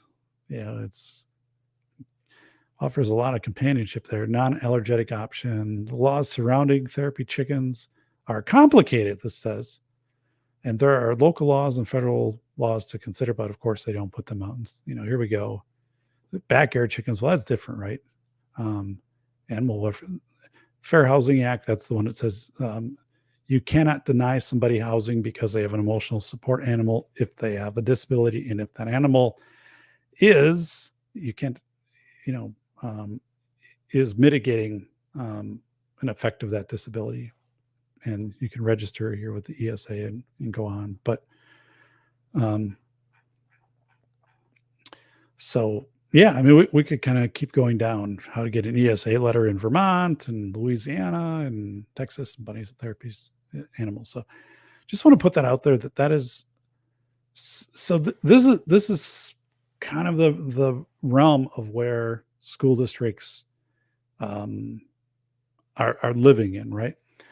And so what does it look like on district policy? And we had the one right here, which was the district policy of the school in Utah. And it was saying basically kind of like, we'll call our risk management coordinator and then whatever regional, and then we'll get to our lawyer. But let's go to another. This is a policy here in Wisconsin. And let me get this one up a little larger. This one was updated last year. And animals on district properties. So right here, service animal, which we kind of went through. Emotional support animal. Again, they're not trained to perform a task. The definition does not include psychiatric service animals who are properly trained and certified as a service animal. Okay, therapy dog. Therapy dog is different. Therapy dog is an animal that comes in and it is providing support to like a population of students, right? It's not just one student. So that's just to be very clear on that. Vaccination licensing or veterinary requirements. Animals housed on district property are brought on district for any school purpose, such as to conduct random searches for illegal substances, or brought onto district property on a regular basis, including service animals, must meet veterinary requirements set forth in state law and county ordinance, including but not limited to rabies. The thing is, right, like, so you have this in policy, but remember the two questions you can ask, right? The first question is, does this child, right, or person have a disability? And, is the animal trained to specifically support them in that disability area? Those are your two questions. So you can, to say, oh, we're not going to have the dog or the miniature horse on until we have our whatever veterinary requirement. That's kind of a subtle thing. Like you can basically, if the parent has this animal, right, it should probably be registered under the city licensure for a pet or something like that, which then would also require like a rabies proof of rabies shot and stuff like that. But you cannot keep this animal outside of your school because the parent isn't providing you with this information, right? So this is a little bit of a stretch right here. And most parents would provide this, they would get that to the district. But if a parent didn't, and you're drawing the line on this, you're probably not going to be able to defend this as a district. Non-service animals in schools elsewhere. Let's go emotional support animals right here. An emotional support animal is not granted the same access to school as service animals. The district is not required to grant students requests that they be permitted to bring an emotional support animal to class or on school grounds for any purpose. The district administrator may grant the student use of an emotional support animal on a case-by-case basis and deems it's not disruptive to the entire school environment. So what do you get from like this statement right here? The district administrator may grant a student use of emotional support animal. So anybody want to kind of just take this statement and this policy? What do you think about that? The district administrator. So Bolo, Vanessa. So, all right. Well, I'll say this, it does give a specific person, right, who's ultimately going to be administering their professional discretion and acting in the best interest of the student. It's also kind of a weird position to put your district administrator in to make this call. It's almost like the head of school nursing would make this call, or the director of special education would make this call. But anyway, this puts it on the district administrator, who's going to go case by case. Again, you don't have a lot of these in schools, but it's kind of a weird thing to put into the realm of superintendent. You make the call on this. And I would say most superintendents would probably say, yes, unless there's some egregious risk of bringing this, this animal into school. So this case by case analysis, remember I said, if you just did a blanket, our policy says no, that wouldn't fly with your state Department of Instruction or OCR, Office of Civil Rights. If it's not disruptive to the environment of others, that's subjective though, right? Like what if it's so popular that everybody kind of wants to hang around this, this bunny or snake or whatever, and then the kids are just paying attention to the bunny and snake and not paying attention to the teacher. But again, these are, so there's a lot of subjectiveness to emotional support animals in school. I would think most superintendents would, if it got to that level, they're going to say yes, unless there's some egregious reason to not do this, right? Again, therapy dog is a little bit different. That's something coming in and serving like all of the, or many students. It's not assigned typically to one student. So, but yeah, this is a pretty detailed policy. Also gets into transportation. It's just saying when the bus is in motion, the service animal needs to remain positioned on the floor, and service animal for employees. So yeah, interesting. So let's get that out of here. So, dun-da-da, dun-da-da. All right. So let's go over here to Spambot. Have a good night, folks. Signing off. Need to be up early in the morning. All right, Spambot. Thank you for being here. Appreciate you advocating for the channel. We are closer to 4,000 views. We are at a record number of subscribers, and this is all good stuff. So thank you for your support of the channel. So Bacon saying, if I ever get a service mini pig, I'll train him to grab me beers. Oh my goodness, Bacon. Ron Wayne. So in the end, we were talking about special rooms being built for these students with their critters. I mean, again, I don't know too much this, because while it's prevalent, right? It's not like any one school. There might be one or two of these. And I don't know. I'm learning more about this as people, come forward with, stories from their district. Oh, we have emotional support. Yeah, snake, and it stays in like a carrier, and then the child, gets it out at certain times, or, but I think one of the things, right, is we send out to our good friend Spambot Fodder, and here we're going to do this for Spambot. So Spambot. And we're also going to do this for Spambot. Whoa, Spambot here. Let me switch over here. So I'm gonna give you like the Spambot. Whoa, Spambot. Whoa, that's you, buddy. A shining light there. So, and we're also going to do this for Spambot. Whoa, Spambot. Look at this. It's a celebration of Spambot.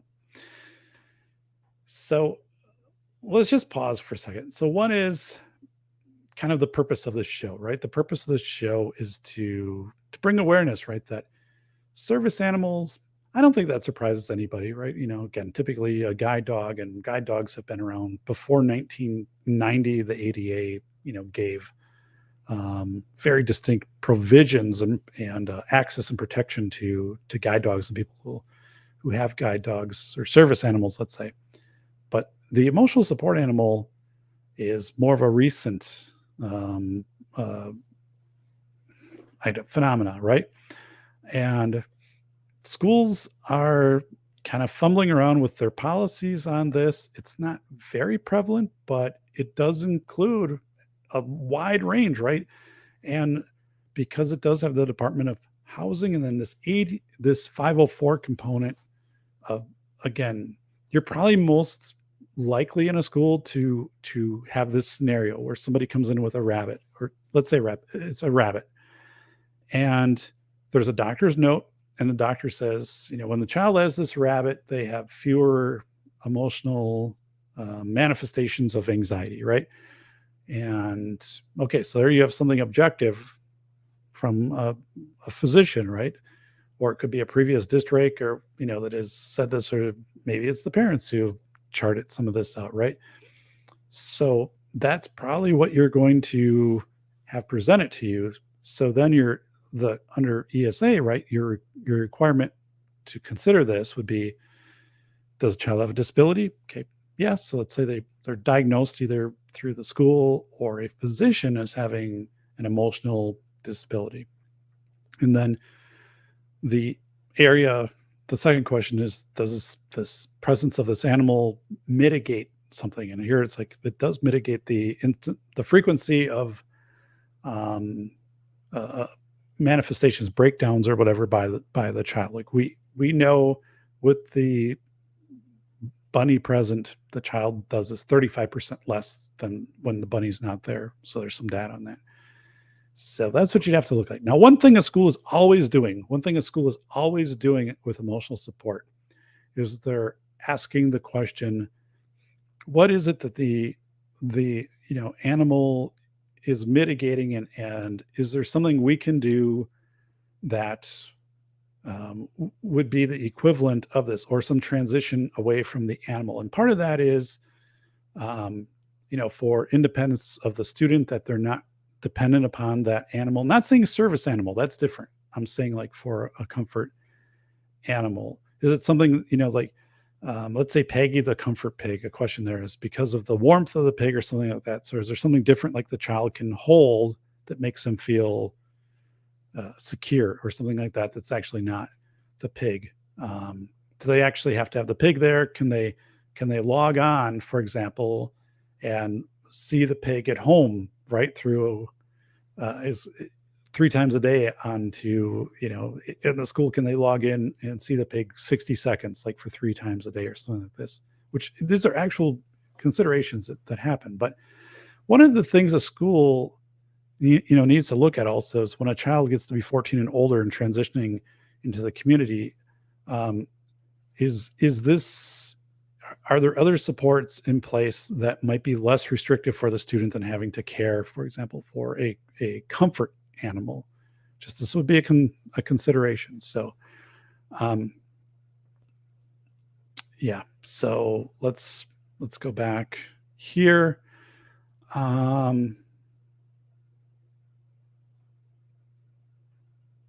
So let me get to. Alex is saying, I would like an emotional support skunk. So, right. So there, the determination would be if it was, if there was a risk to other people, right? But if the skunk wasn't a stinky skunk, then, or, wasn't biting people, then, right, you'd have to consider that, right? And it's difficult to grasp the idea of sitting in a classroom with a 7-foot python next to you. So now, when I was researching this show, Ron, and when I was also putting together this case study, which I need to get to here, um, I was surprised at how prevalent snakes were, and kind of like these big snakes as these comfort animals, right? Um, so across the country, hundreds or thousands of these snakes, including like at the university level. Um, so yeah, I wasn't aware of that, right? And this is something you want to talk about in class, then like remind people, if you don't have a policy on this, like, get something together, because you do not want to address this for the first time when somebody says, I'm going to be bringing in a 7-foot snake here as a comfort animal, next week. You want to have some process you're going through with your evaluation on that.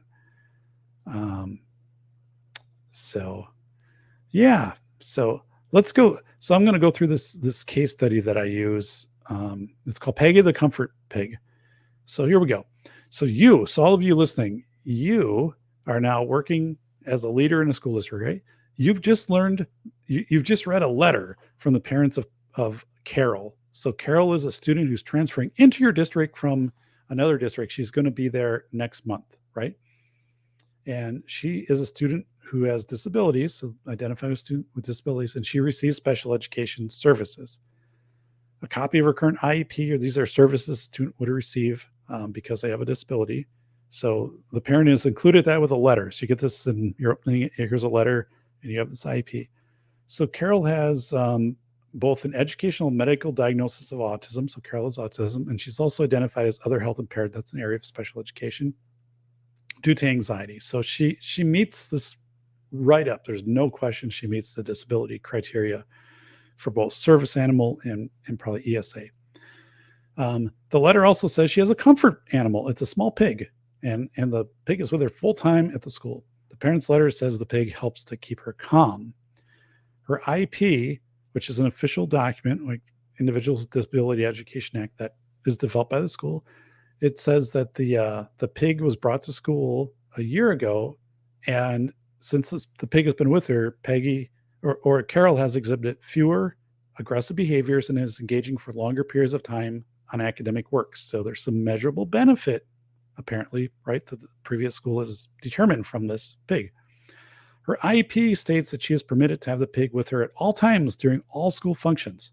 The parent's letter also notes that the current district wasn't well informed of the benefits of comfort animals, and that the parents want to make sure that your district will fully comply with supporting the comfort pig. The parents are asking for your school's policy on comfort animals, as they couldn't locate one on your policy page on your district website. They have cited the following legal cases. So I have a couple legal cases in here. And actually, one doesn't have to do with school. It has to kind of do with the university setting. And that's where just making sure that people look at school law and you're not looking at like airline law or something like that.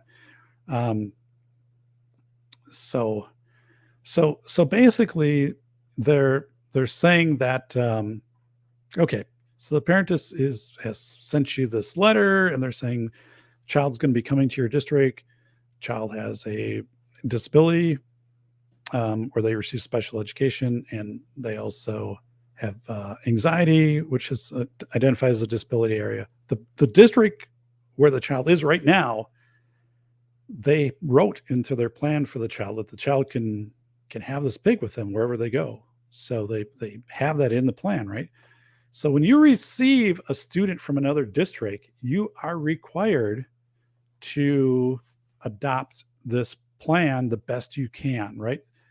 So, your district won't have everything the previous district did and things like that. So you have to kind of adapt it the best you can. But there's going to be much expectation for you, the receiving district, to accept this plan. Like the law is going to largely have that expectation for you that you're going to accept this plan. So, the parent is already saying, hey, I've been through your website and there's nothing on here about emotional support animals. So give me, let me know policy, let me know what your plan is, right? Because we fully anticipate, the Peggy the Comfort Pig will be going with Carol when she starts your school next month. So kind of where do you go from there, right? Well, if it's the Utah school, you just call your attorney. But so where do you go from there? So this is where, as a case study, the students have to go through it. And as we step through it, right, it's understanding, one, what really getting into what the benefit is of this pig, right? Trying to understand that benefit, understand where the previous school is at, was there a plan in place to decrease the frequency of the comfort pig? Maybe there wasn't, but to understand where the previous district was. So you're gathering your information. One thing you can't say, you can't just respond to this letter and say no. The parent takes that to the Department of Public Education, Instruction, or OCR, and they would come right back to the district and said, you need to, evaluate this. You just can't say our policy says no, or, you have to have a process which you've documented. So let's go over here. So this is where people are at then. So one thing this case study requires people to do is it makes them, one thing I say is look up your district policy right now. You're online, right? So go in and look at your district policy. What does your policy say? And if you don't have policy, right, then, but if you do have a policy, how would you interpret it? Right?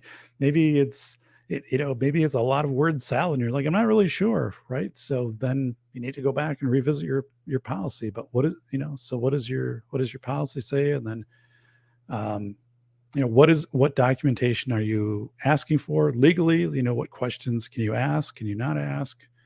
What are you seeking from the previous district? What will they likely provide to you? They'll provide the child's IEP. They're not going to provide medical records. A district cannot re-release medical records if a student moves. So Carol lives in, XYZ district and she moves to ABC district.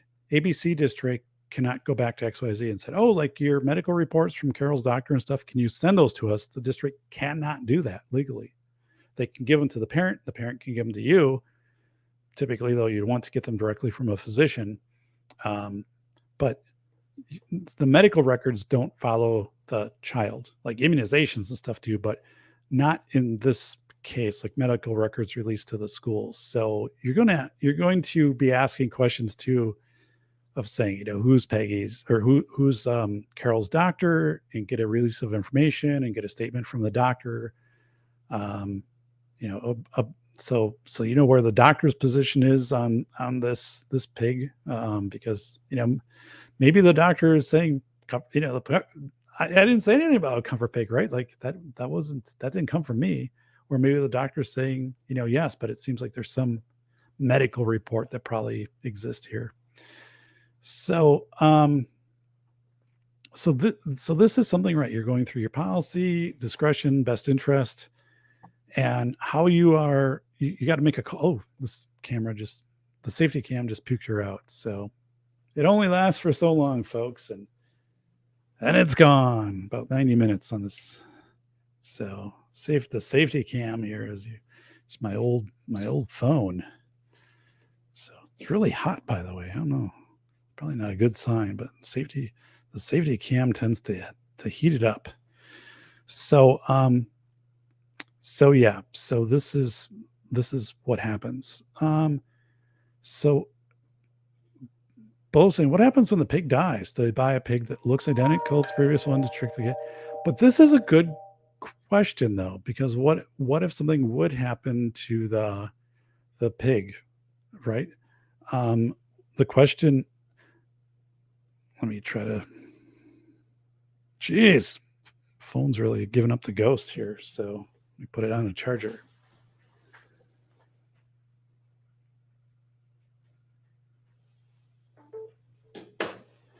Wow. That didn't, I don't know. Phone's being real dorkopotamus over there. So, here we go. All right. So there is a question, right? If what happens to if something happens to the pig, what's your plan B? Because you just hypothetically, right, you're not going to substitute out another pig because this pig is providing specific, it's not interchangeable. And especially a service animal isn't interchangeable. There's typically a lot of interaction that happens between a child and a service animal before that service animal is regularly accompanying the child. So that's a good question. What is the plan if the pig isn't available? And that's a question, Bolo, I'm glad you brought that up, because the students need to ask that up front, and they need to have a plan for this. What if, right? Yeah, something happens to the pig. What are we providing then to Carol, right? And what's the expectation there? So, and hi, Ting Ting. So, oh my goodness, you guys are not being nice to the pig here. So I should have used a snake. So yeah, so that is kind of that's our scenario. This one takes people in different directions. So how I deliver this is I will put people in groups of, I will tell them, get in a group of like 3 to 4 of your classmates, right? And here's your case study. And then look at your policies, and I build this, right, so you have some time. You don't have to make a decision overnight. You have some time. So how are you informing yourself? What are the questions you can legally ask? And Bolo brought up a good point. Like, what if there's, Peggy the Comfort Pig is there, and then suddenly you get a call and there's no more Peggy the Comfort Pig, right? So what do you do in the meantime? How do you make that transition? And then there's also this consideration, having this discussion with the parents too, of like, is this kind of a perpetual thing, or is there a transition away from a emotional support animal, right? It's just not saying that you have to do that, right? That's not required by law, saying you have to have this plan to transition away, but to have that discussion of, okay, we in a phase where, Peggy didn't require the emotional support animal as much, or maybe it was coming with her 2 days a week, right? Or the parent would bring it with her in the car, drop her off in the morning, and then it would be there in the afternoon when Peggy was coming back home, or when Carol's coming back home. So, right. So going back, right? Like, this happens. So school districts, this is something that they encounter on a regular basis, but not on a high frequency basis. But it is something that you have to have a very clear process for, right? If somebody comes in and says either service animal or comfort animal. Now, again, I think people kind of default when I do this in class and say, like, if somebody comes in and has a guide dog, right? And, let's say student is visually impaired, right? And they have a guide dog. Could you say, we need to see the vaccination records and, registration, I don't know, the city or whatever for the dog? You could, but the parent is not required to provide that to you. And you cannot keep the dog out of the school because of that. So we looked at the one policy where it says, the animal needs to have this, and the parent could just say they have it, right? And that could be the end of discussion. The parent doesn't have to provide that to you. And you can't keep the animal or the child and the animal out of school. So 88, and that's 1990. That's people think of that service animal. Emotional support animal, I would say, much more prevalent the last 10 years, and now there is this registry, but that's more like for flying. For schools, like, to have a registry for an ESA doesn't really mean much, because the school is making the school doesn't really care if the animal is on a registry or not. That's probably not influencing a school's decision on what they're going to do. The biggest thing with a school is they have to make some determination if the animal, if there's a safety issue, with the animal, and then, if they're like, looking and observing and saying, this animal isn't, we're not documenting that this is providing any specific benefit to the child, right? Like the animal's just kind of hanging out in the class or whatever. Like the child's really not interacting with the animal. I mean, if the school is to document things like that, they could have some argument of saying, the emotional support animal, seems to be a stretch for this student. And it does get in. So, a guide dog, or could also be a miniature horse. The school is typically going to work with the student, or they'll have a support staff or staff assigned to make sure that animal has access to food and water and can relieve itself at, some location and stuff like that. Emotional support animal, not quite as clear on that, but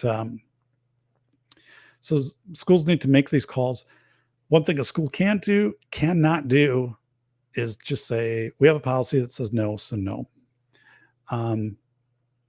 You can't make that. You always have to consider. And when you consider legally, right, you need to show due diligence that you considered it. Like, what is the parent asking? What is the disability, and what support does the specific animal provide? And if it's a service animal and the parent is saying, or the student is saying, the animal can pick up my backpack, or if something's on the floor, or like the animal, with a wheelchair helps me move along, propels, the wheelchair if I have a handle, on the animal, and the animal can open doors, grab my jacket, things like that.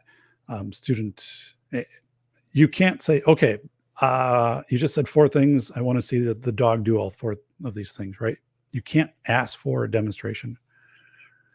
So, and I think that's where, again, if people don't think about this, they can kind of go down this path, right? Of, okay, well then let me see it. The other part is, right, I have to see your documentation. I have to see where this dog was trained, right? And that they have some type of ADA certification. There really isn't any universal certification like that. And parents, again, will usually work with schools.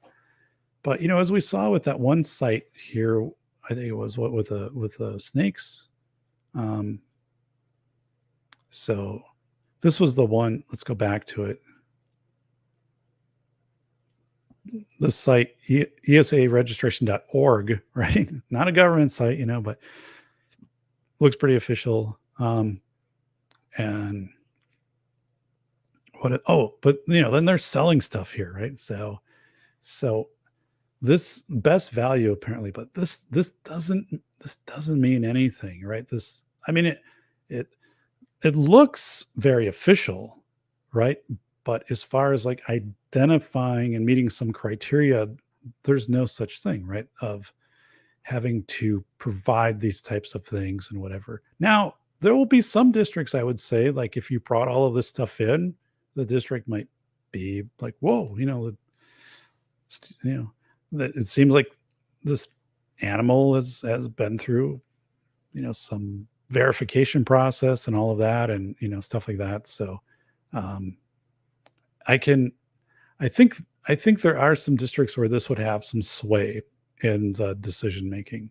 And, if you're trying to have emotional support animal in different settings, on a plane's a little different, but, into a house of worship or something like that, maybe this has some impact, but yeah, this is kind of interesting because, again, none of this is official PVC ID. I mean, none of this is required by law. This is, yeah. But it doesn't mean that you're not going to have a student come in your district and, that animal is going to have all of this stuff, with it, right? So it puts districts in kind of a weird position. I mean, you can get some things that are kind of traditional, right? Like a dog, right? Or a rabbit. But once you get into snake and rooster and peacock and stuff like that, I mean, then you're kind of on these fringes of some thing of like, what is a peacock exactly provide, right?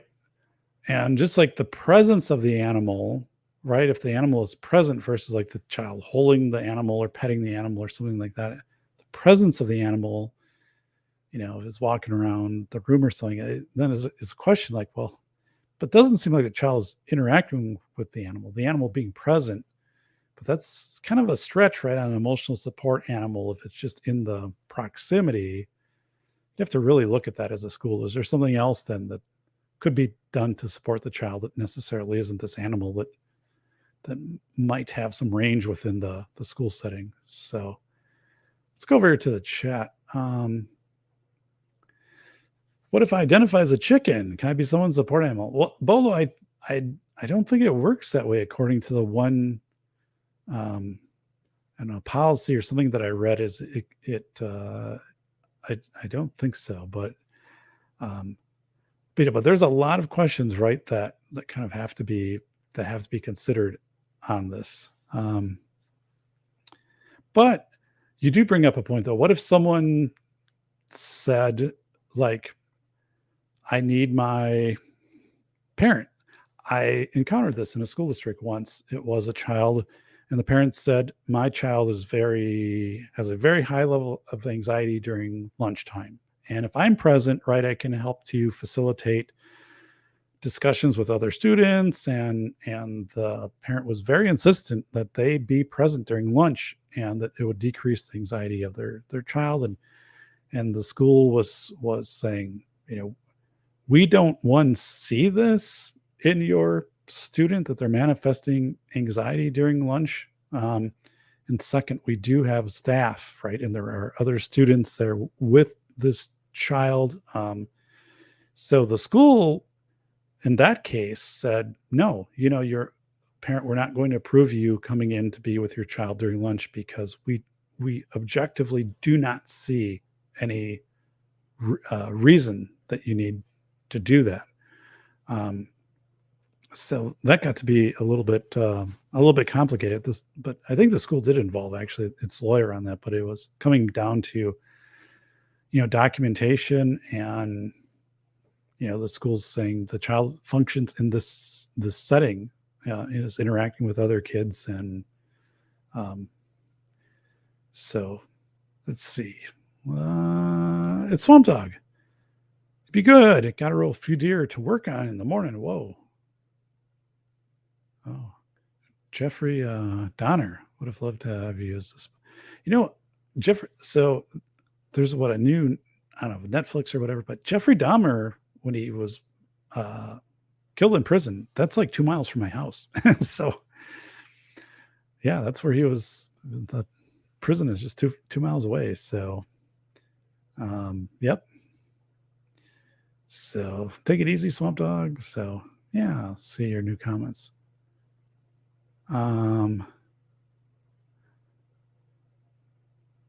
Apologize for the dark humor.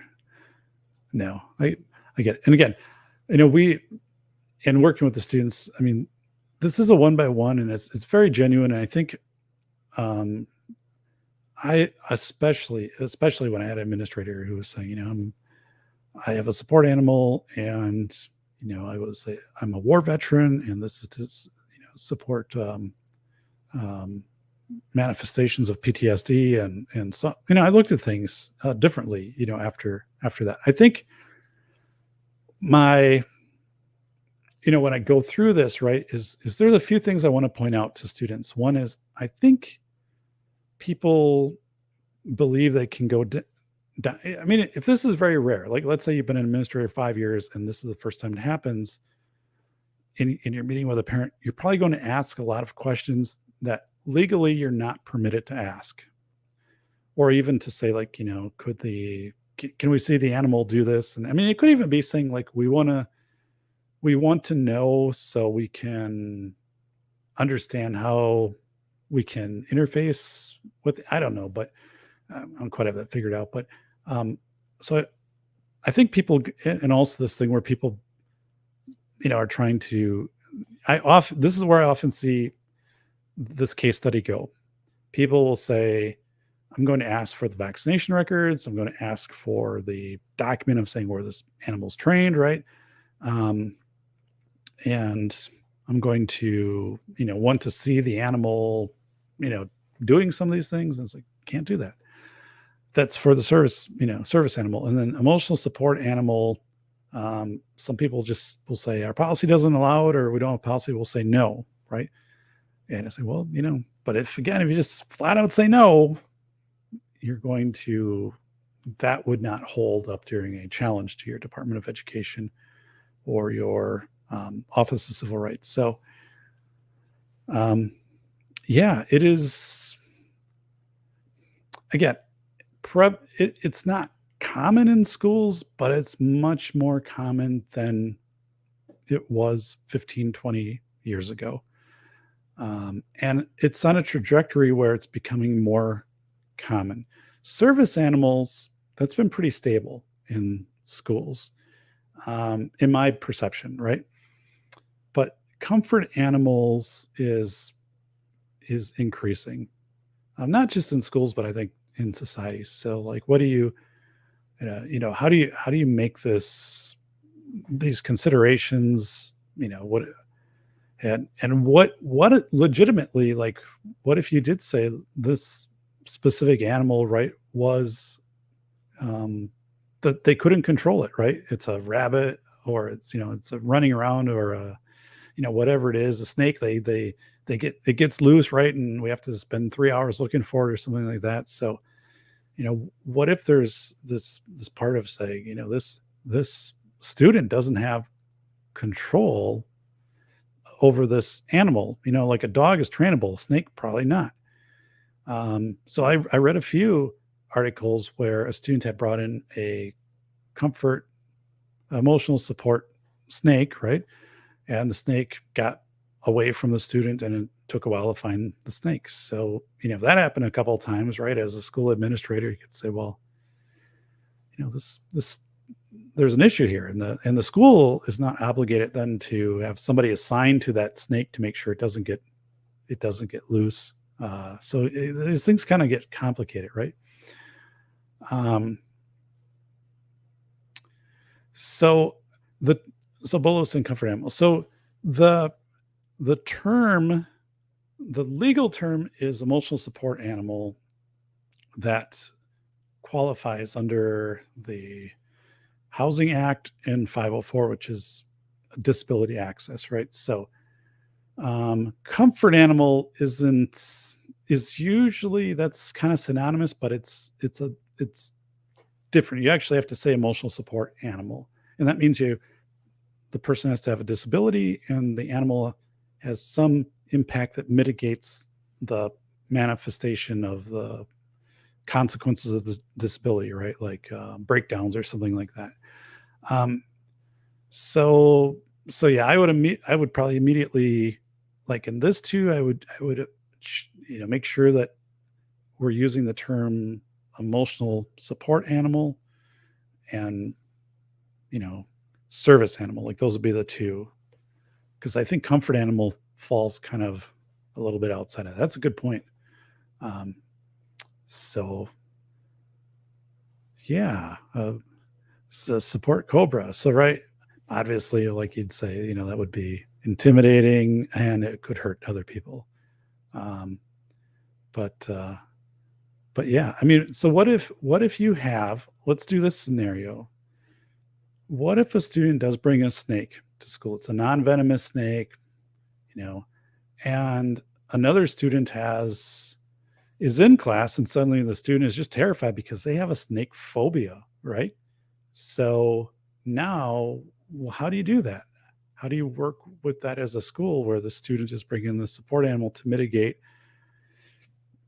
their anxiety, but now another student who has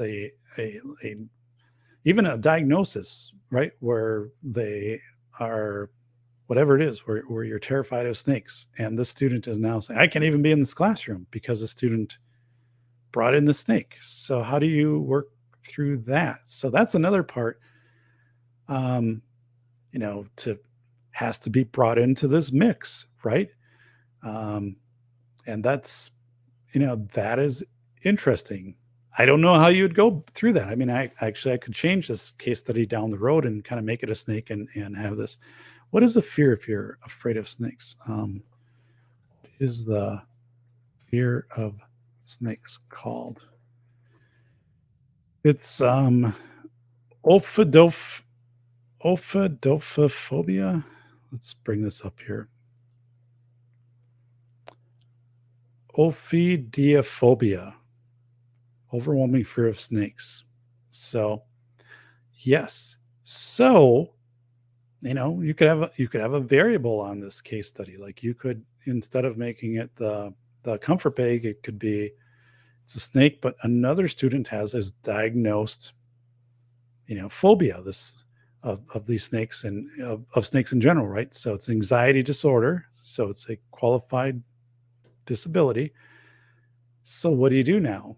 You have one student who has a disability and saying, I have a right to emotional support animal, which is a snake, and it provides me benefit. You have another student saying, I have a diagnosed anxiety disorder of snakes. And now you introducing the snake into this setting, I'm manifesting anxiety or I'm unable to be here.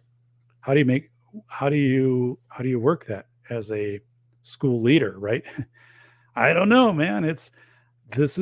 That would be an interesting twist on a case study, because both parties could argue their standing under 504 disability law, and also kind of access to education, free and appropriate public education. There could be arguments on both sides of that. And this is something that would actually be really good. I tell my students, I'm like, always have a notebook next to your desk, and there'll be things that come up that aren't very frequent issues, but they're going to be very significant issues. And this could be one of them, right? And like you want to probably assemble a list of 10 items that you're going to ask your school attorney to opine on. You're basically to give an opinion and present to like your school administration or your at a staff, development day or something like that. So things you're providing ahead of time. Usually like a question, custodial parents, like, how does that work from a legal side? But this could be a question of saying, and you wouldn't even have to I mean, it could be like, right, any kind of comfort animal. Like if it's a service animal and somebody has a fear of dogs, that doesn't really work. But actually, maybe you could bring that up, right? Someone has an anxiety disorder because they were attacked by a dog, right, at one time. Now, there's a lot of protections provided under service animals, so you're not going to be able to say, well, this person can't have a service animal. But there is some argument there of saying, of considering okay, like this dog is there and this child has an anxiety disorder because they were attacked by a dog and they're receiving therapy or something. And so how do you make this work? Are you forcing one student to be in a different class? Are you changing schedules? But this will be a good case study for a lawyer to present to a school. And I think the snake one is kind of an interesting one, right? Of saying, what if a student does have this existing anxiety of snakes? So, yeah, it's,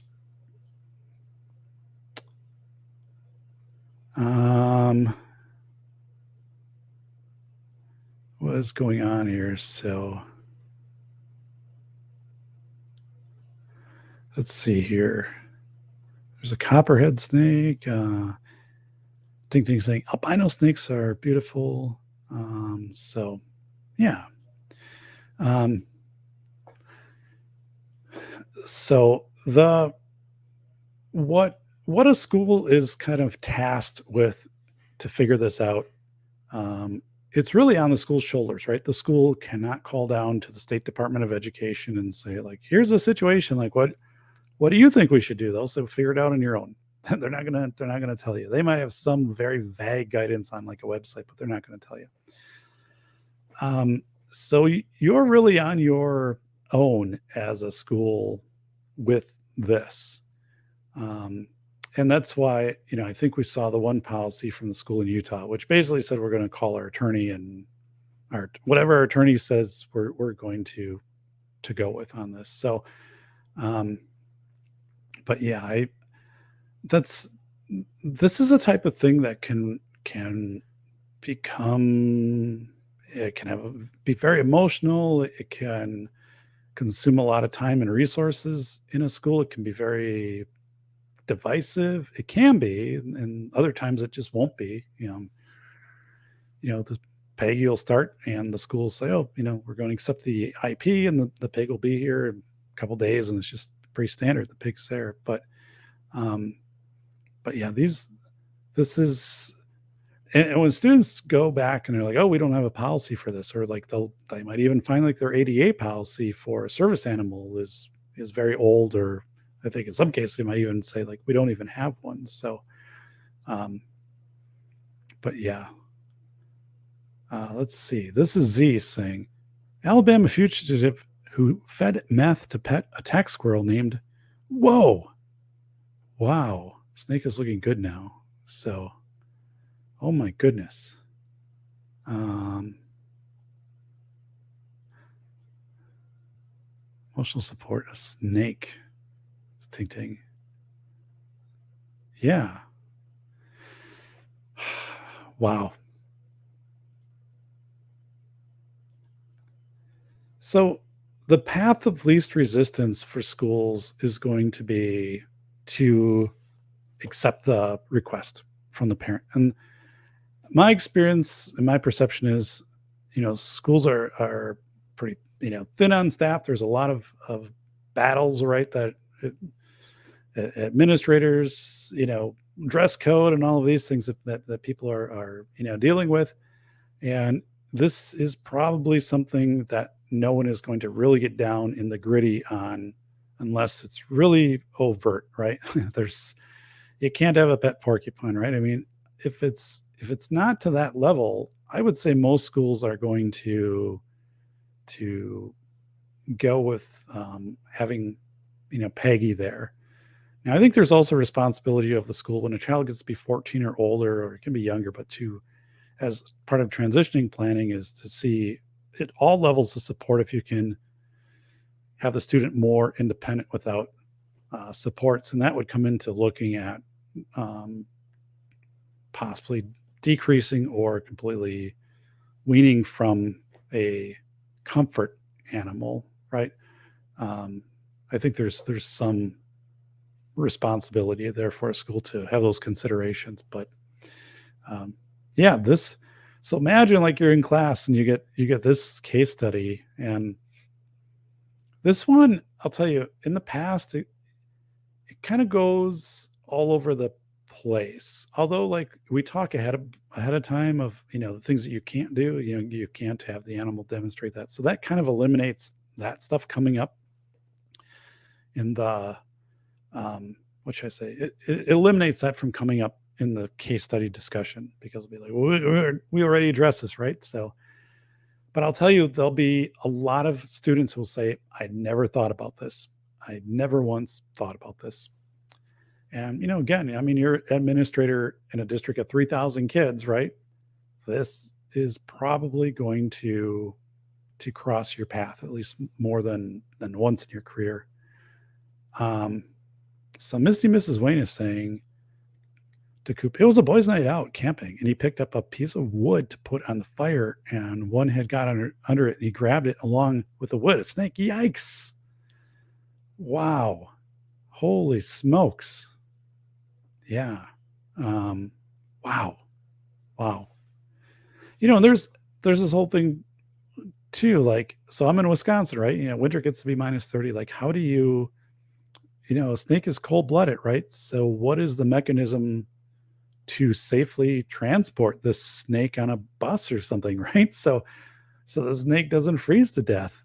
And so, you'd have to be asking these type of questions, and you'd have to kind of figure that out. And does the emotional support snake come with a student to extracurricular activities or on a field trip, right?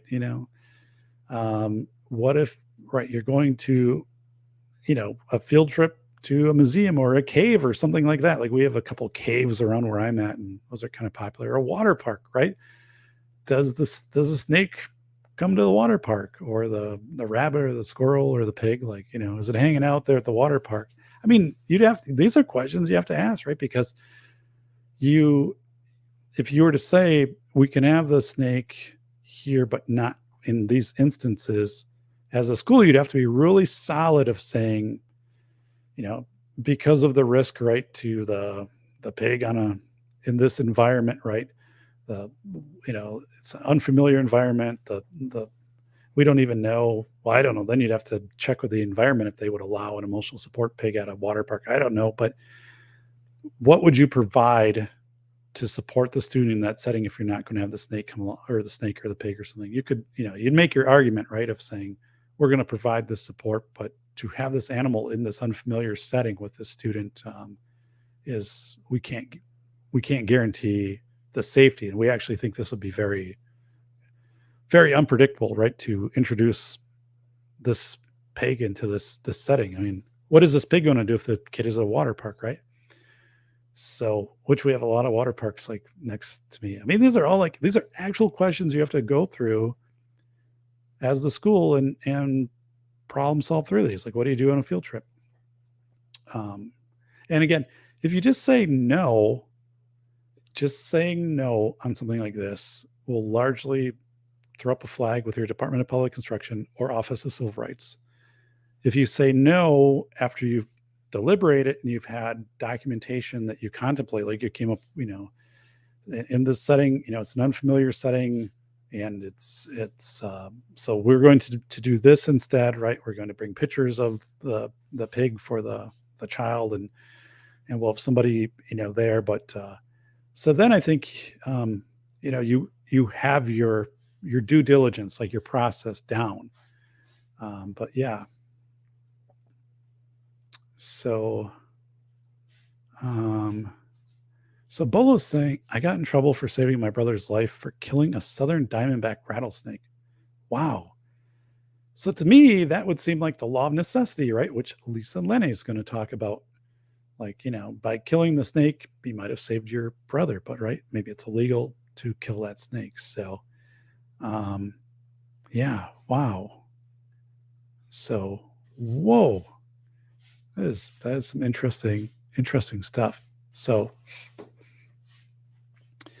Peggy the Comfort Pig. So how I deliver these case studies, is we go through, there's basically kind of a rubric, right? So, you have to, you're going through discretion, your professional discretion, the best interests of the student, and ultimately, I guess, the best interest of others, right? And then you're looking at your Board of Education policies. So those things come in. You're looking at laws. So here I actually cite this out to ADA law. So you have to consider ADA law. And then I throw like a curveball in there, like, citing something like airline regulations, but people sometimes will latch onto that and say, well, here, look at what this says. Well, that's not a school setting though, right? And then the last one is induction. What do you do if, the teacher, so Peggy comes into the homeroom and all of that in, elementary school, but then the teacher is gone, is sick for 3 days. So now it's a substitute teacher and it's a different one every day. Like, how did they know what the routine is with Peggy the Comfort Pig? Like when the pig goes to the bathroom and, other things, right? How do they know? What's your induction process for staff and for students with this Comfort Pig? So that's something that doesn't get thought of enough. Now we'll just take it off a Comfort Pig, but let's say a student has a food allergy, right? And like a peanut allergy, and if they are exposed to peanut butter, they could have anaphylactic reaction and could die. So that's like all the teachers been in service on this. The teacher knows how to use an EpiPen and all of that. But then there's a substitute teacher, and the substitute teacher isn't aware that Kyle, has this food allergy, right? That it's this severe. And then, there's some situation where the student is exposed to peanut butter, right? And they're starting to have this reaction, and maybe the kids are like, oh my goodness, like he's having the teacher doesn't know, right? So it's the induction process. So we keep going through that. That's hard because staff turns over very frequently in schools. And right, you might just call a sub that morning who just walks into that classroom. And so what is your induction process? Probably not as intense for like Peggy the Comfort Pig or Rudy the Rooster or Sammy the Snake. But so when I became a special education director, many years ago, I never thought of this stuff. I thought service animal. I anticipated I might encounter that, and there was a few times. In my career, but 2 or 3. But I never in a class, right? Did we ever talk about a comfort animal or emotional support animal, or like that was never discussed anywhere. So it was. What was most prevalent in schools was my last maybe 5 years as an administrator would be a therapy dog, right? That the somebody would bring it in as a volunteer, or else the school would contract with somebody and they would bring it in, and it was generally used to go from classroom to classroom. And you see this in hospitals too, right? And kids can pet the dog and hang out with the dog, and it would, the claim rate would be that it would decrease anxiety, and it could also increase like social interaction and stuff like that. And I think there's something to that, right? But that was more what I saw. It wasn't like it was assigned to one person. It might be, the dog is visiting, the first grade classroom for the first 2 hours of the day, and then it's going over to the third grade classroom, and then it'll be back next week on a Thursday or something. So that stuff kind of exists. But so Ron is saying, did Peggy ride the bus, go to lunch with the kid, all normal routine stuff? So this is just a scenario. There wasn't actually a Peggy the Comfort Pig. Now there was a Rudy the Rooster. That's authentic. There wasn't a Peggy the Comfort Pig. And I went with Peggy because I wanted to, like if you're going like with a peacock or rooster or a snake, I think it gets a little more positional. But like a pig, a lot of people be, well, it's kind of like a dog, right? And probably not that big. And so it kind of forces people to focus their argument a little bit better. But hypothetically here, the parent could be saying, yeah, Peggy's going to be on the bus. So what is your process for that? And they could say, the animal has to be seated, or maybe has to be in a carrier while on the bus. Like, what if you contract with your bus company and you don't own your buses? A lot of schools just contract their busing. So suddenly your contract company is like, no way, we're not doing that. Well, now do you have to provide individual transportation? That could be part of the mix. Or are you reimbursing the parent to drive the Comfort Pig? So let's go over here.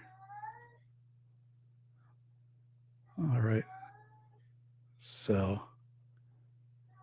all right. And hang on here. I will be back in just a moment. Yum, yum. It's time for a tasty and refreshing snack.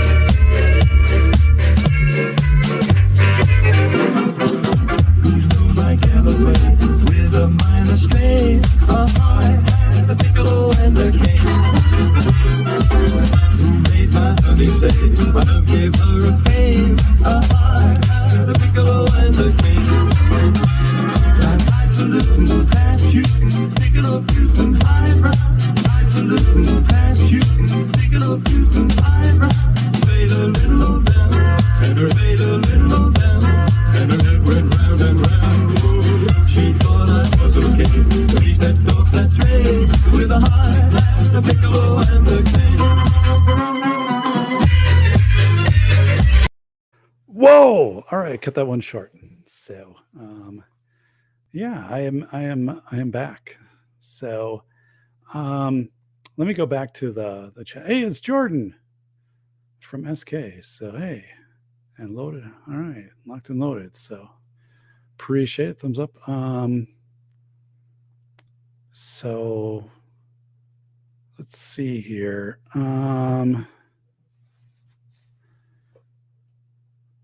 At the safe tech. So no, actually, unfortunately, we have a very sick cat, and I don't think the cat has a lot of time left with us. So yeah, we have unfortunately a cat that was at the vet today and is not doing very well. So it's kind of a when you have that in a house, right, where a pet that you've had for quite a while isn't doing well, and you're just kind of aware that it's not on a good trajectory. That does have a feel throughout the whole house. So yeah, it's kind of a sad thing, but so we're just trying to manage it the best that we can right now. So so yeah, I've had I didn't have a lot of experiences, with service animals or with comfort animals, but the more I teach the classes, the comfort animals are more prevalent, right? That people bring that up, and not only for students, but also for staff, of saying, that again, a staff member is bringing a comfort animal with them into schools. So, yeah, wow. So, yeah, well, I appreciate you guys. Yes. So we have 3 cats, and we have one cat whose health isn't good, and we adopted him 10 years ago.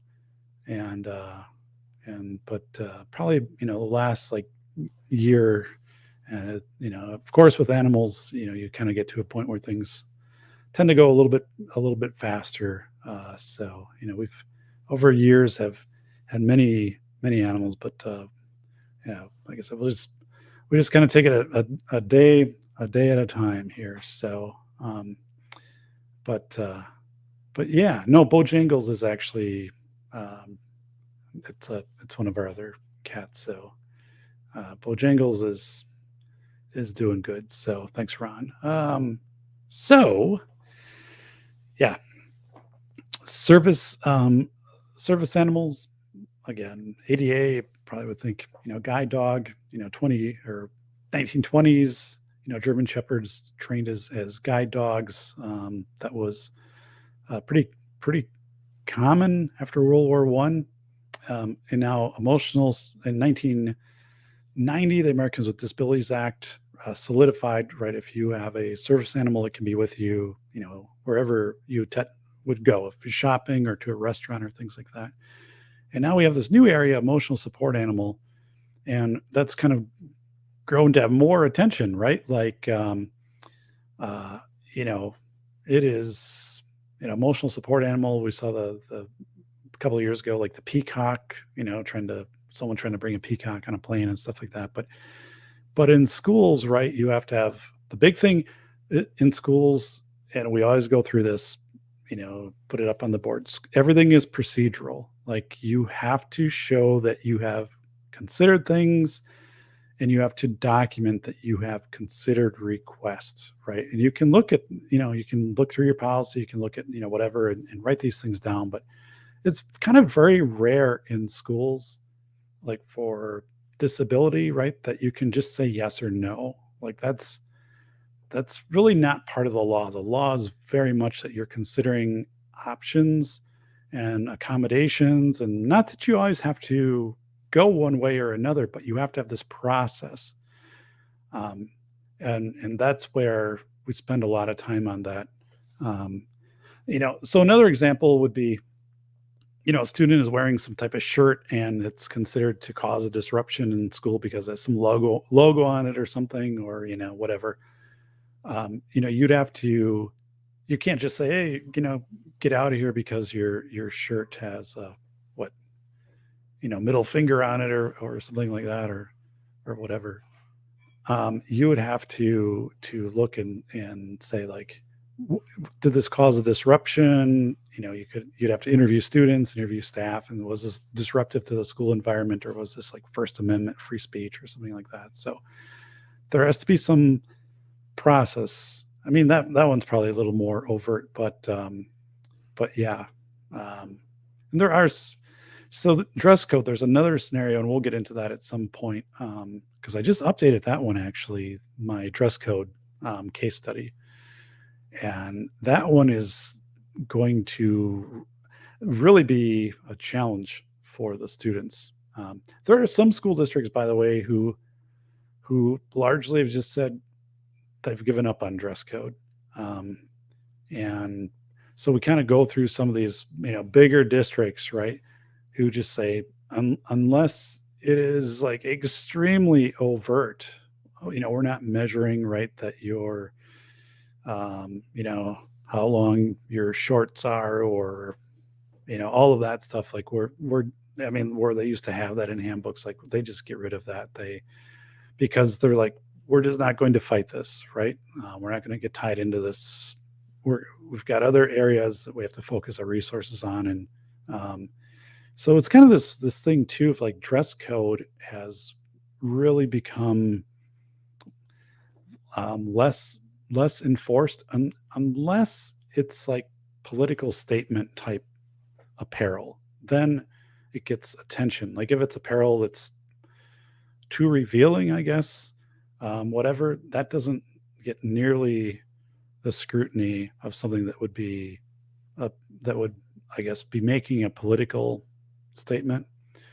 So anyway, we go through that case study, and there are some others. So I'll bring in some of those other case studies. And then Peggy the Comfort Pig, I'll also touch base and let you know how that one went. But let's go over here to the chat. So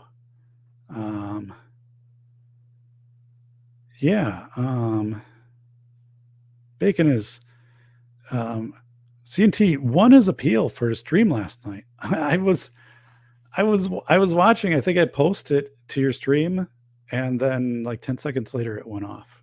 So all right. So the sun is going micronova, right? Yeah. I remember when I was a kid, and that was talked about, again, probably in school, right? Of, at some point, like the sun's going to go micronova, and then everything's kind of done. And like, it was really like, because then you're kind of thinking, well, then what's the purpose of doing anything, right? And they're like, well, it's like 4 billion years down the road. But even still, then it was kind of like, well, it still kind of puts a damper on right now. It's a rain cloud over like what I'm doing today at recess. So yeah.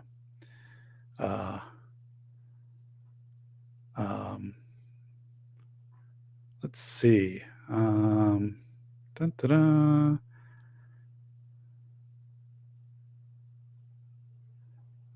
So I've seen that on the news, Jordan. So guess we'll see where things go with that. I mean, that would be something we wouldn't address in class. I'll tell you what comes up in class, though.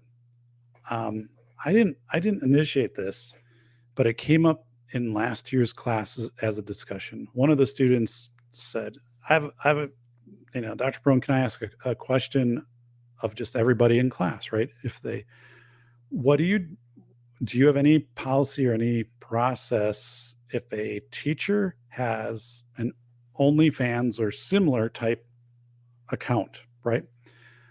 Do you have any process for that?" There was a school that, last year they had I don't know if it was necessarily a policy, although it would seem it would have to be a policy procedure or whatever, but it was saying that if the person did have that, and it could be considered a disruption to learning, right? If other students became aware of it, I don't know, but it was delineated out in their handbook of I don't know, because I didn't bring that forward into a case study, but it did come up, and a couple staff or a couple students in the class said, we do have something to that extent. And I don't know if it was if people are using their genuine name, right? And you're a teacher and you also have this account then. But see, there's a question to bring up honestly for your school lawyer, right? To and to remove gender and things from, but just have a question in general. If there is an adult content site that a staff member has, and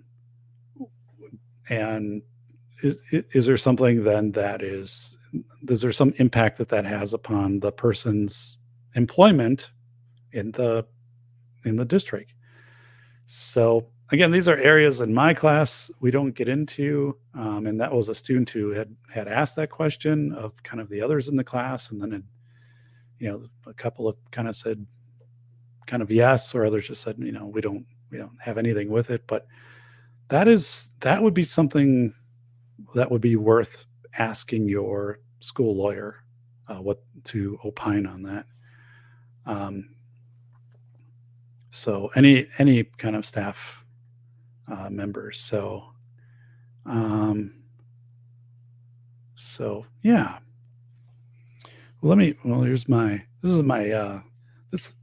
is one of the coolest things. So it holds a cell phone. It's called ReadyCam, but it just screws into a tripod, or I also have a bendable tripod. So like if we're on vacation, it's easy to like wrap it around a branch on a tree or something to get a family photo. But this thing, you put the phone in, sideways, right? So it goes in and then it's cool. Like it's adjustable, and I got this off of Amazon, but I've used this thing a lot, especially on vacations when it's easy to put this in a pocket or put the smaller bendable tripod like in a car, and you just get out somewhere, right? And you're like, oh, like, if we could get a picture, well, there's a stop sign. Well, I can wrap the, little, flexible thing around that, and it can hold the camera. That's really worked well. And then this thing has some kind of rubber grip type stuff here, but this is pretty cool. It's the tripod is different. I've had a number of these I have a couple of these Manfrotto tripods that I used for my lights and stuff, but they're really well made. But yeah, this thing, just by the way, like on vacation, like that is just a win-win, because the old days, right? Oh, you're like, can you take my phone or camera and take a picture of us? Like,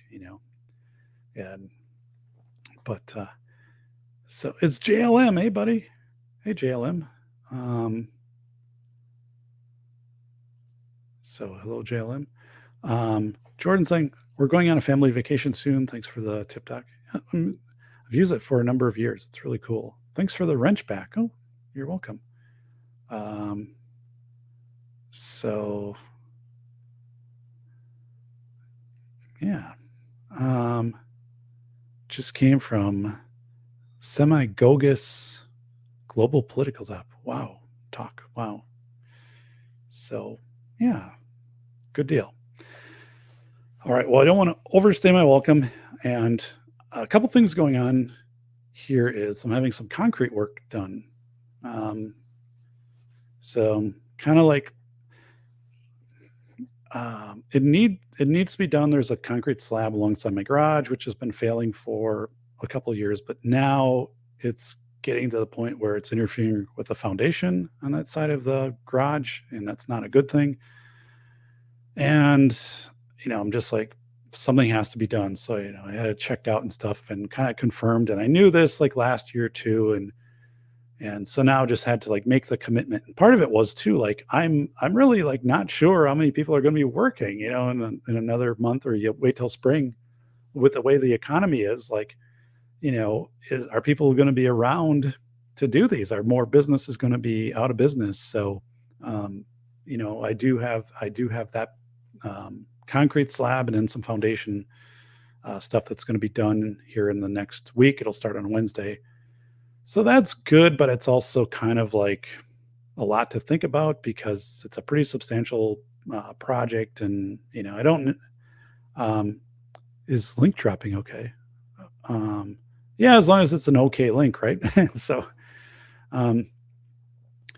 yeah, and but yeah, so I'll be glad when it's done, and everything, and hopefully stuff will turn out really well. And I think Ting Ting doesn't want a wrench.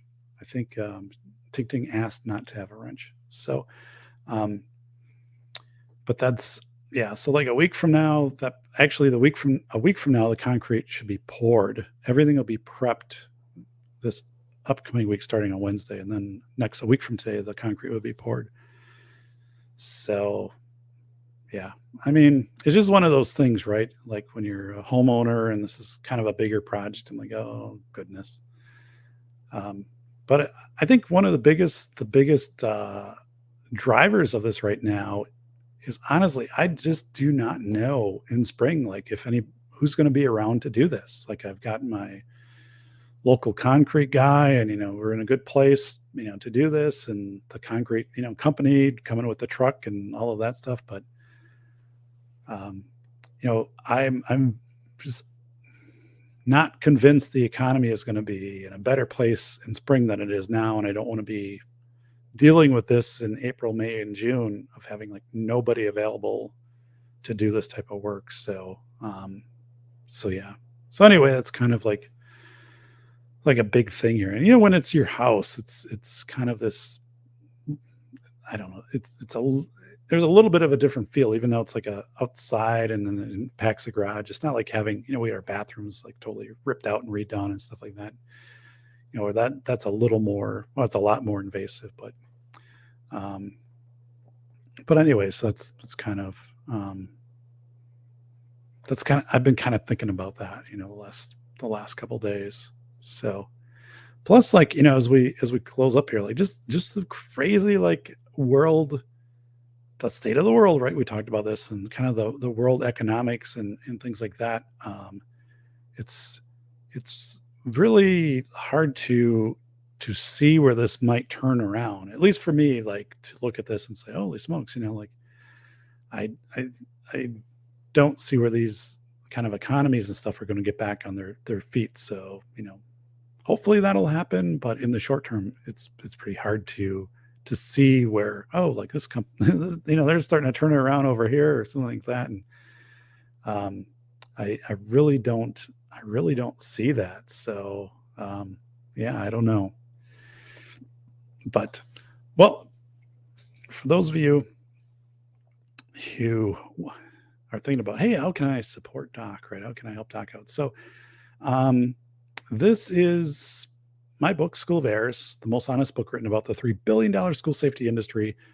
And it's available in hard copy, paperback, ebook, and also audiobook that I narrate it. So it's 6 hours. Audiobook is $10.99. In some places they sell it for more. I think if it's Audible, they always have a different price on there because they try to put it with your Audible package. But if you go to downpour.com, it's like $10.99. So yeah, and there's a lot about the 9/11 harbor rescue, and it's a good book. The Velocity of Information is a book I wrote that released in April, and that's how do humans function in chaos that lasts 3 months or longer? And, also, what do you do if you start to see people kind of succumbing to the effects of long-term chaos? Like right now, like people are just like, I can't take this anymore. Like, what are some approaches to help people through that and to keep transitioning forward? So, this is a wonderful book. It will be out in April in audiobooks. So, and if you've read either of those, please post a review because, the reviews that are there have been really helpful, but there haven't been a lot of new reviews. So that is always a great thing. So let me check the chat here one last time. And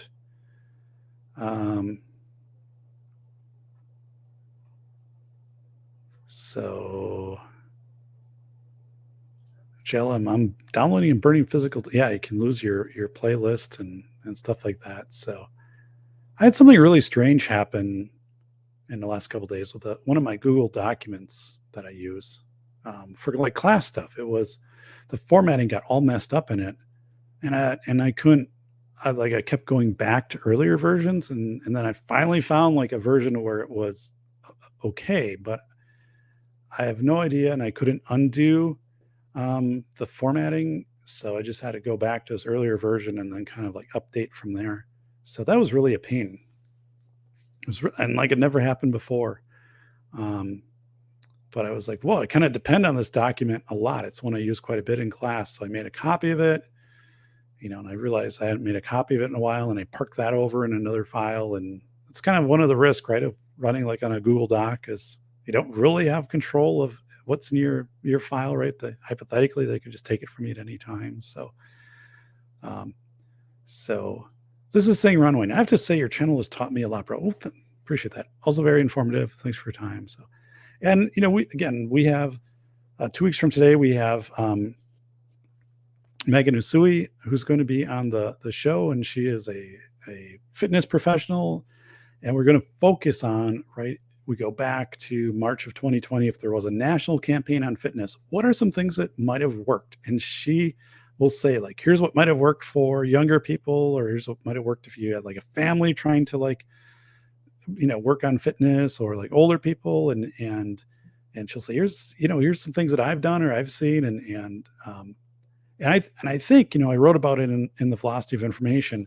There was an opportunity to do that, and it should have happened in March or April of 2020, because fitness increases immunity, and that's that's a what is it? An axiom, right? I believe there's really no questioning that, right? So there's numerous medical studies, right? And you would want to increase your immunity if you're trying to be as resilient as you could to a disease. So why didn't we have this campaign? So I wrote about that, and I'll kind of talk about it, but Megan's going to talk about, here's how that might have looked. Like, here could have been strategies. And she's also going to, I talked to her, and there were things I had no idea. And she's like, here's what works with this type of person, or here's what works. And I'm like, I didn't know that. So like, Megan is somebody you bring onto this committee, and, you have like, 7 to 10 days, and you say, we're going to roll out a national fitness campaign. Like, what should we do? So that's going to be really cool. And then Lisa Lenny is coming back on the show. And so, well, look at this. CNT, Blazing Cells. Yeah. Wow. I don't know, man. I do not know. Tito's for a sweater, whatever's good for you. Coop. So, let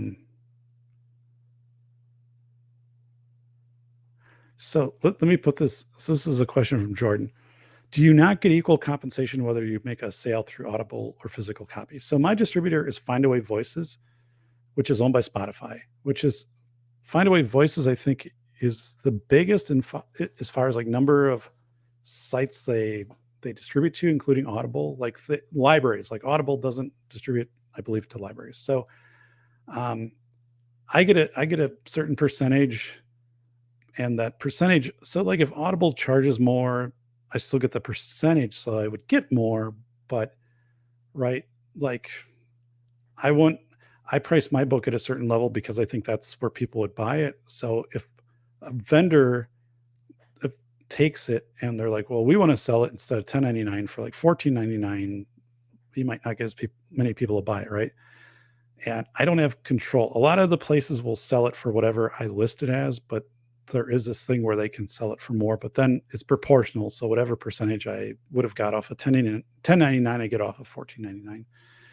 So, and I didn't know that until, you get into audiobooks, but that's pretty standard up front, especially whenever you see a book on Audible.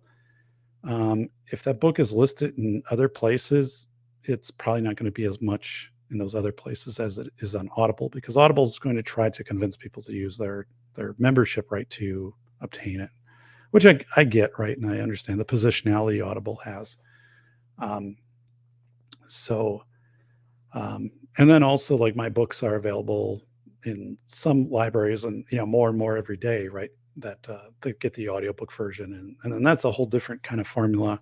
When you go in and you set this up, like with the distributor, it's so much they buy, and then I think there's like a download cost of so so much amount of money per download, and that all kind of gets tracked. I don't do any of that. I just kind of get the statement every month of saying, boom, here it is. So, but yeah, so the physical books, so audiobooks are, that's just kind of me and my distributor, or the distributor, which is Findaway Voices. Physical books go through my publisher. I own the rights to the audiobooks. The publisher and I share the rights to the physical books. So they completely set the price for the physical books, and they market them and do all of that, right? I have much more control over audiobooks. I have no input at all on the price for a physical book or ebook. No input. That is completely the publisher that does it. And they sell internationally, right? So all things to, like, you learn, right? When you publish a book through a publisher, like I signed a contract, and we go through and you understand how things, things work out. But it's a good question. I mean, sometime, I could do a show on what it's like to publish, like, through a publisher, because there was a ton of stuff like that I learned, and just like trying to have somebody sign you onto a contract where they're like, here's money to write, like, and then how you have to do a proposal, and what the timelines are like, and then what this whole thing called proofing. Proofing isn't proofreading. It's when they actually lay out the manuscript and then they send it to you and say, like, or they have some questions, or whatever. And velocity of information was a very technical proof, because when they were laying out images in here, and let me try to find a couple of them, we weren't on the same page, the publisher and I. So this, for example, I had to be very adamant that the diagram was on the one side and the description was on the other. But then they'd say, oh, there's this white space underneath. I'm like, I get that, but this is made to be this big. Don't make this smaller. It needs to be this big. And then it also goes back to left, right. When you read the book, you understand the Road to Victory, the Modern Museum of Art, right? That you had images in World War II in New York, right? This art museum, that were spaced like 5 feet apart. So you'd have to, like, leave one image, and then you go to another, and the thought was you'd have to think about it. You'd have to contemplate it. It didn't all run together. Like, you'd have to do this. And I said, like, when you see this in the book, it's actually a subtle nod to the Road to Victory, right? And they're like, well, and I'm like, no, like, seriously, like, if people who read and get into the book, like, there's a reason they'll see this later, because I mention it, and then when they see this, there's a effect I'm trying to accomplish here. So they agreed to it. They weren't thrilled about it, but they agreed to it, and it seemed to work out okay. So, hey, best intermission short. Well, that's thanks to Swamp Dog. You made that for me. So Swamp Dog. So yeah. What are we doing here? So yeah. So yeah, I've got a couple of shows, and again, we'll go through some additional, case study type stuff. And I have a show I want to do on, and I've been thinking about this one for a while. Like, does it, I don't know how I would exactly word this, but should I be a part-time professor? Something like that, right? Just simple. Should I be a part-time professor? Which basically I am, and I've been for 19 years. I did that when I was a school administrator, and then after I retired out of that, I continued to do that. And I would say, like, if you have access to, some post-secondary institution, whether that's a community college, technical college, 4-year, or, whatever it is, and, you've got a skill set, and they're like, hey, we're looking for people, and come in here. Like, I'm a big fan of that. I think that's awesome. I love having the ability to do that. And, I started out kind of early in my career, before I really had a lot of kind of credentials and things like that, and got into that. And, but I think it gets, I don't know if it gets a bad rap. It doesn't get talked about a lot, but it can be, there's a lot that you can do in that role. And you're also kind of outside of the the department where you're having to serve on committees and all of that stuff. So a lot of your time isn't going into that type of stuff. It's really just focused on your class stuff. And I mean, I've taught over 100 classes since, in the last 20 years. And if you also look at it as saying, if I teach a couple classes a year, that you kind of set that income aside, right? Of saying it's going to pay my property tax or something like that. Like, I think there's also, it's also like a good side income on something that you really love to do. But I want to talk about that a little bit because I see these ads come up, from time to time of, looking for somebody to teach, whatever. And it can be anything from, English to statistics to, welding to, here we go. And I think those opportunities are out there. I honestly, I've never had a class I didn't like. And out of all the students I had, I mean, all the students over 20 years, I maybe had one or two, or, didn't see eye to eye on some things. That's actually been a long time. I was mostly in the statistics classes. I might have had the one or two students, but it's very rare. And yeah, it's really something. So I want to talk about that sometime, of kind of what that's like, what it means for me, how I prepare for that, what the expectations are, and so I think the benefits. So Toy Town. So is Toy Town, we'll have to look into getting Toy Town a wrench here. So let me do the dun, dun, dun.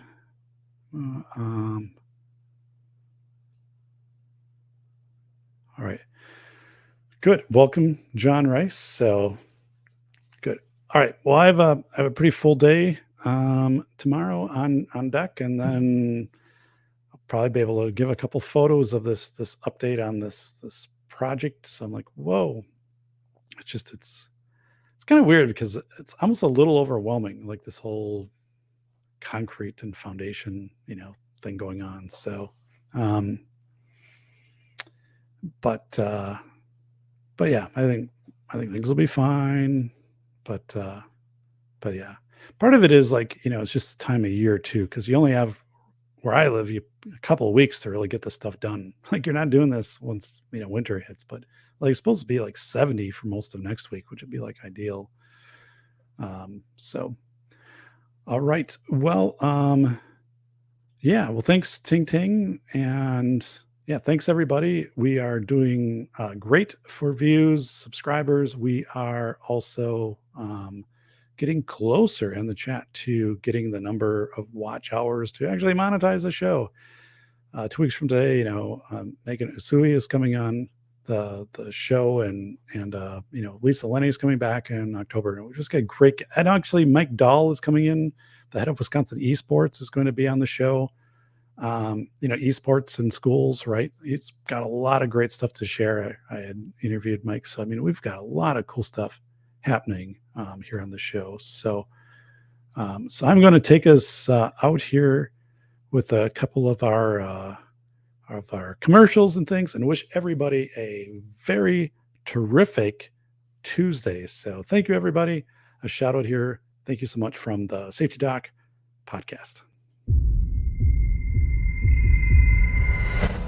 As chaos erupts, torrents of conflicting yet urgent messages gush from media outlets.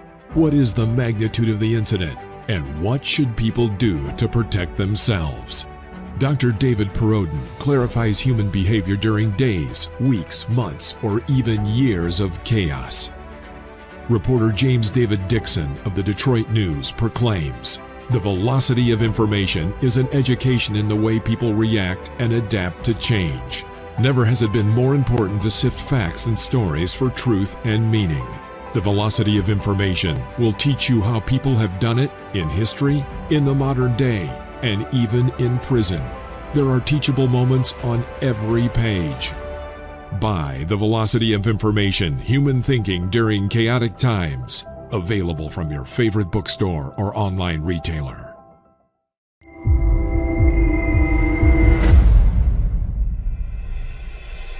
must-read for parents, teachers, and taxpayers. Dr. David Perrodin has written the most honest book about the $3 billion school safety industrial complex. Attorney James Sibley proclaims, a brave demonstration of speaking truth to power. School of Errors rips the lid off the billion-dollar school safety industry.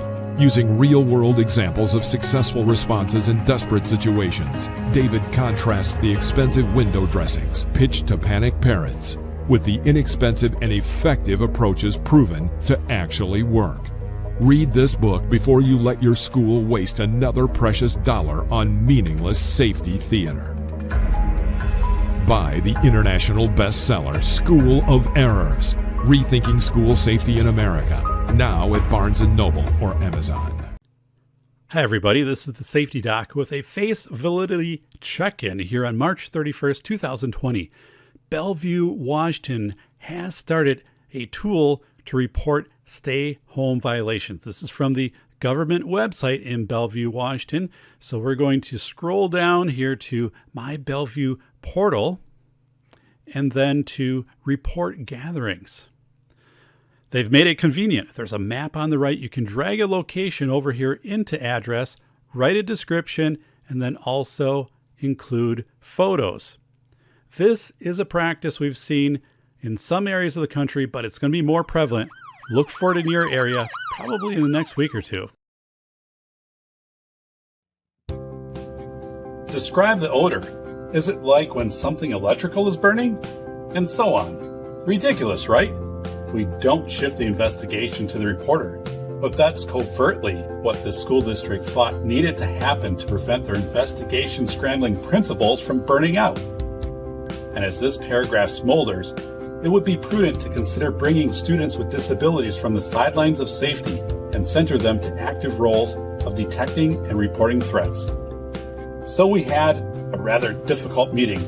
Upon due diligence of examining the reporting system, I informed the district representative that I could not justify modifications to the existing model, as such changes would make the system less accessible to students. Well, that was a short chit-chat. The district folks believed, or hoped, that the threat input system could be modified and maintained with fidelity. I wasn't in alignment with that hypothesis, and so I was thanked and given notice that our partnership would be over at month's end. Business is business, but in school safety, it's never as simple as that. And chili that you had for breakfast. They were delicious. Thank you for asking. But now I am very gassy. I'm sorry to hear that.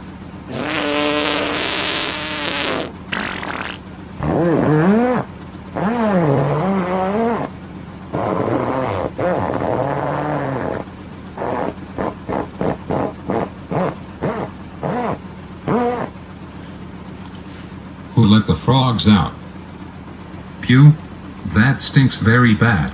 I have to open the window. Oh no, my cap flew off and it was sucked into the engine.